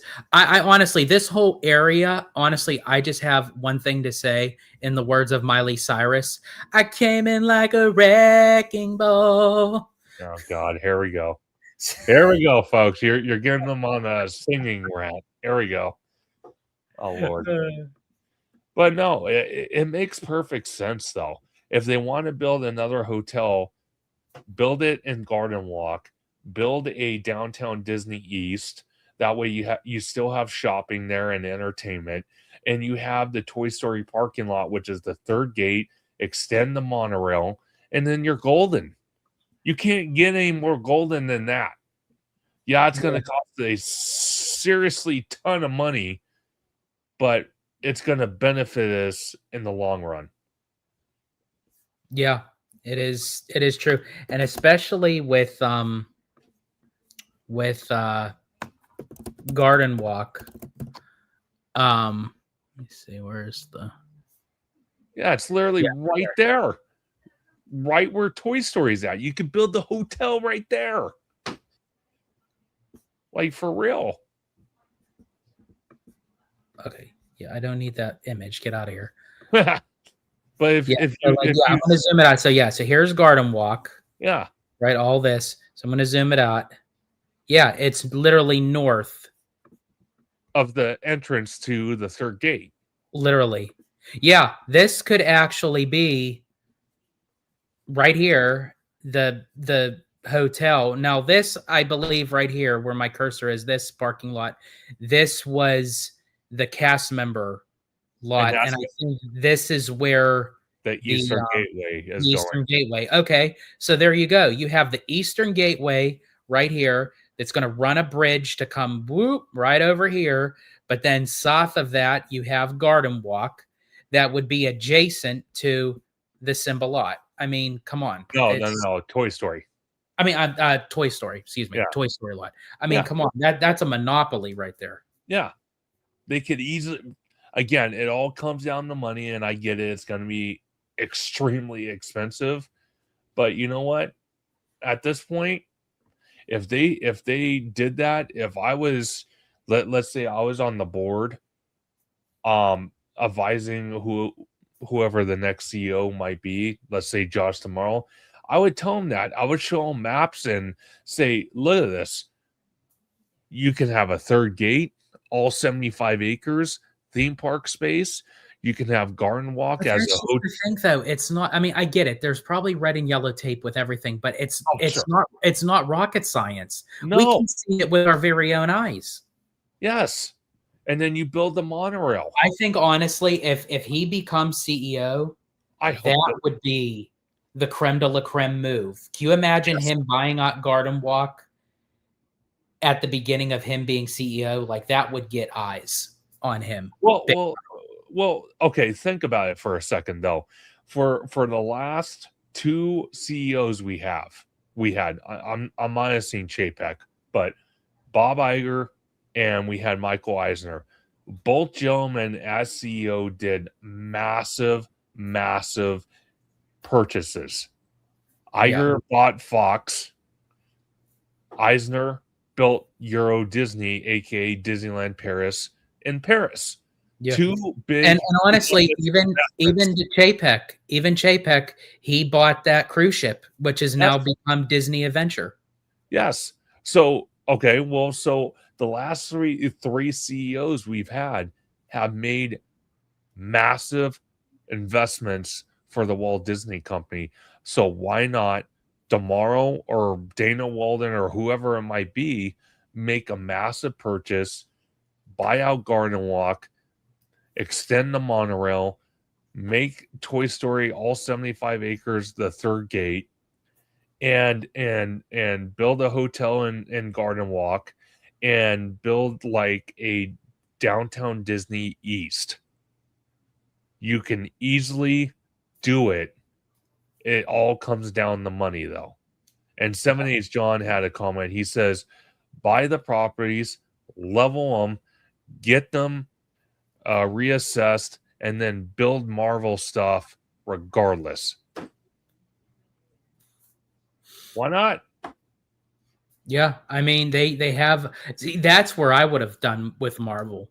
They really, honestly, they shoehorned it into that space of DCA, and also getting rid of A Bug's Land, which I'm not too happy about. I'm sorry. I know it was for young kids, but I actually enjoyed A Bug's Land. I can't help it. Okay. And so, and I get it. It needed to be done with Marvel, but I think they could have waited a little bit, especially with Doomsday and Secret Wars and X-Men coming back and everything. You know, this would have been the perfect time for Marvel. They didn't need to rush it. No, they didn't. But now that they did, now that we're getting 2 Avengers attractions, I think personally, I'm going to be very honest with you, because me and you have talked about it. I don't like the fact that they're going to try to do the same thing with Avatar, shoehorn it in the Hollywood backlot, even with the bus load and unload area. I rather them throw that into the Simba lot, make it massive and big, and I rather the Hyperion. I hate to say it, they're not going to use it for shows. Give it to Avengers Campus. Give us another e-ticket attraction. Make it a roller coaster. Hell, Spider-Man, Iron Man, Hulk, you name it. Any Marvel character you want, Captain America, you know, whatever your heart's desire, make it a roller coaster, a humongous e-ticket attraction. I don't care. Give us something. Absolutely. And Remy D says, talking about Doomsday, just saw the second teaser at my second viewing of Avatar Fire and Ash. I'm getting hyped. I am too. And especially with that new trailer that just dropped, I had to actually message Giant Peter and I asked him, is this legit with the X-Men? And he said, yeah, it is. And I'm like, oh my gosh. Like, I saw that trailer alone is, I have some plans. I'm not going to mention it right now live to everyone. But Conductor, I'll let you know my possible plan for this movie once we're done. But in any case, unfortunately, folks, I got to end this live because I'm going to be doing another live literally in 5 minutes. So definitely jump back on, because I'm doing another live with Lucas Kim. And speaking of that, we are going to discuss a lot of like the streaming services and, you know, with Warner and Netflix and also, you know, we'll even bring up Marvel, because I would love to talk, you know, more of Marvel and everything. But really quick, we have theme park and things. They should have just made the Hollywood backlot a Monsters Inc. land and put Avatar in the Simba parking lot. That's all. They overcomplicated it. They overcomplicated it. You already have a Monsters Inc. Yeah, turn that whole area into Monsters Inc., which I have heard that they were supposed to. Yeah. It was supposed to be a full-fledged Monsters Inc. Or put Zootopia in, one of those. You could do then just move Avatar over to Simba. I'm sorry, it's that easy. It's not that hard. I don't. It's not. It's not. See, Um, we could keep going. we can, honestly. Yeah, we literally could keep going. I mean, we're already at 3 hours and 10 minutes, but I can keep going with you literally for probably another 3. Yeah. But in any case, folks, we will be back. In the words of the Avengers, we will return, because that's how we do it here. We love doing these shows with you guys. We love the engagement. We love the chit chat. We love the conversation, the opinion, the ideas, everything. We greatly appreciate you. And Theme Park Conductor, I always greatly appreciate you coming on and doing these lives with me. It's always a great time. But if you want to let everyone know where they can find you on social media. Absolutely. Thank you, Hollow Gelato, for inviting me. And thank you for everybody in the chat, especially Magical Hops, for joining the Conductor Ultimate Fan membership, paid membership on Theme Park Conductor. Thank you for the support. Thank you for our wonderful moderator tonight, Haunted Mermaid 13. And again, our amazing host, George the Disney Italiano, Theme Park Wizard, for joining us for a little bit and telling us his thoughts about Universal Hollywood. And thank you for everybody in the chat that commented. You guys are awesome. And again, Magical Hops is a fairly new channel. He's been doing awesome shorts on YouTube, so definitely go check him out. Show him your love and support and subscribe to him. I just know he's going to come out with some amazing content in the near future. So definitely go check him out. But I'm Theme Park Conductor. You can find me on YouTube and Blue Sky at Theme Park Conductor. You can find me on Instagram at theme_park_conductor. You can find me on X at Theme Conductor, TikTok at Theme Park Conductor 1, and every Sunday at 5 or 7 p.m. for Conductor Sunday live stream as we talk Disney and Universal news. We speculate, we talk rumors, and we have amazing guests like the one and only George from Hollow Gelato and so many others as we break down this news. We interact with the chat. It's so much fun. It's a great time. Come join us sometime. Absolutely. And again, folks, thank you so much for joining us. And I'm George, the Disney Italiano. And as I always say, in Disney Italiano fashion, stay safe, stay healthy, stay Disney. Italiano out.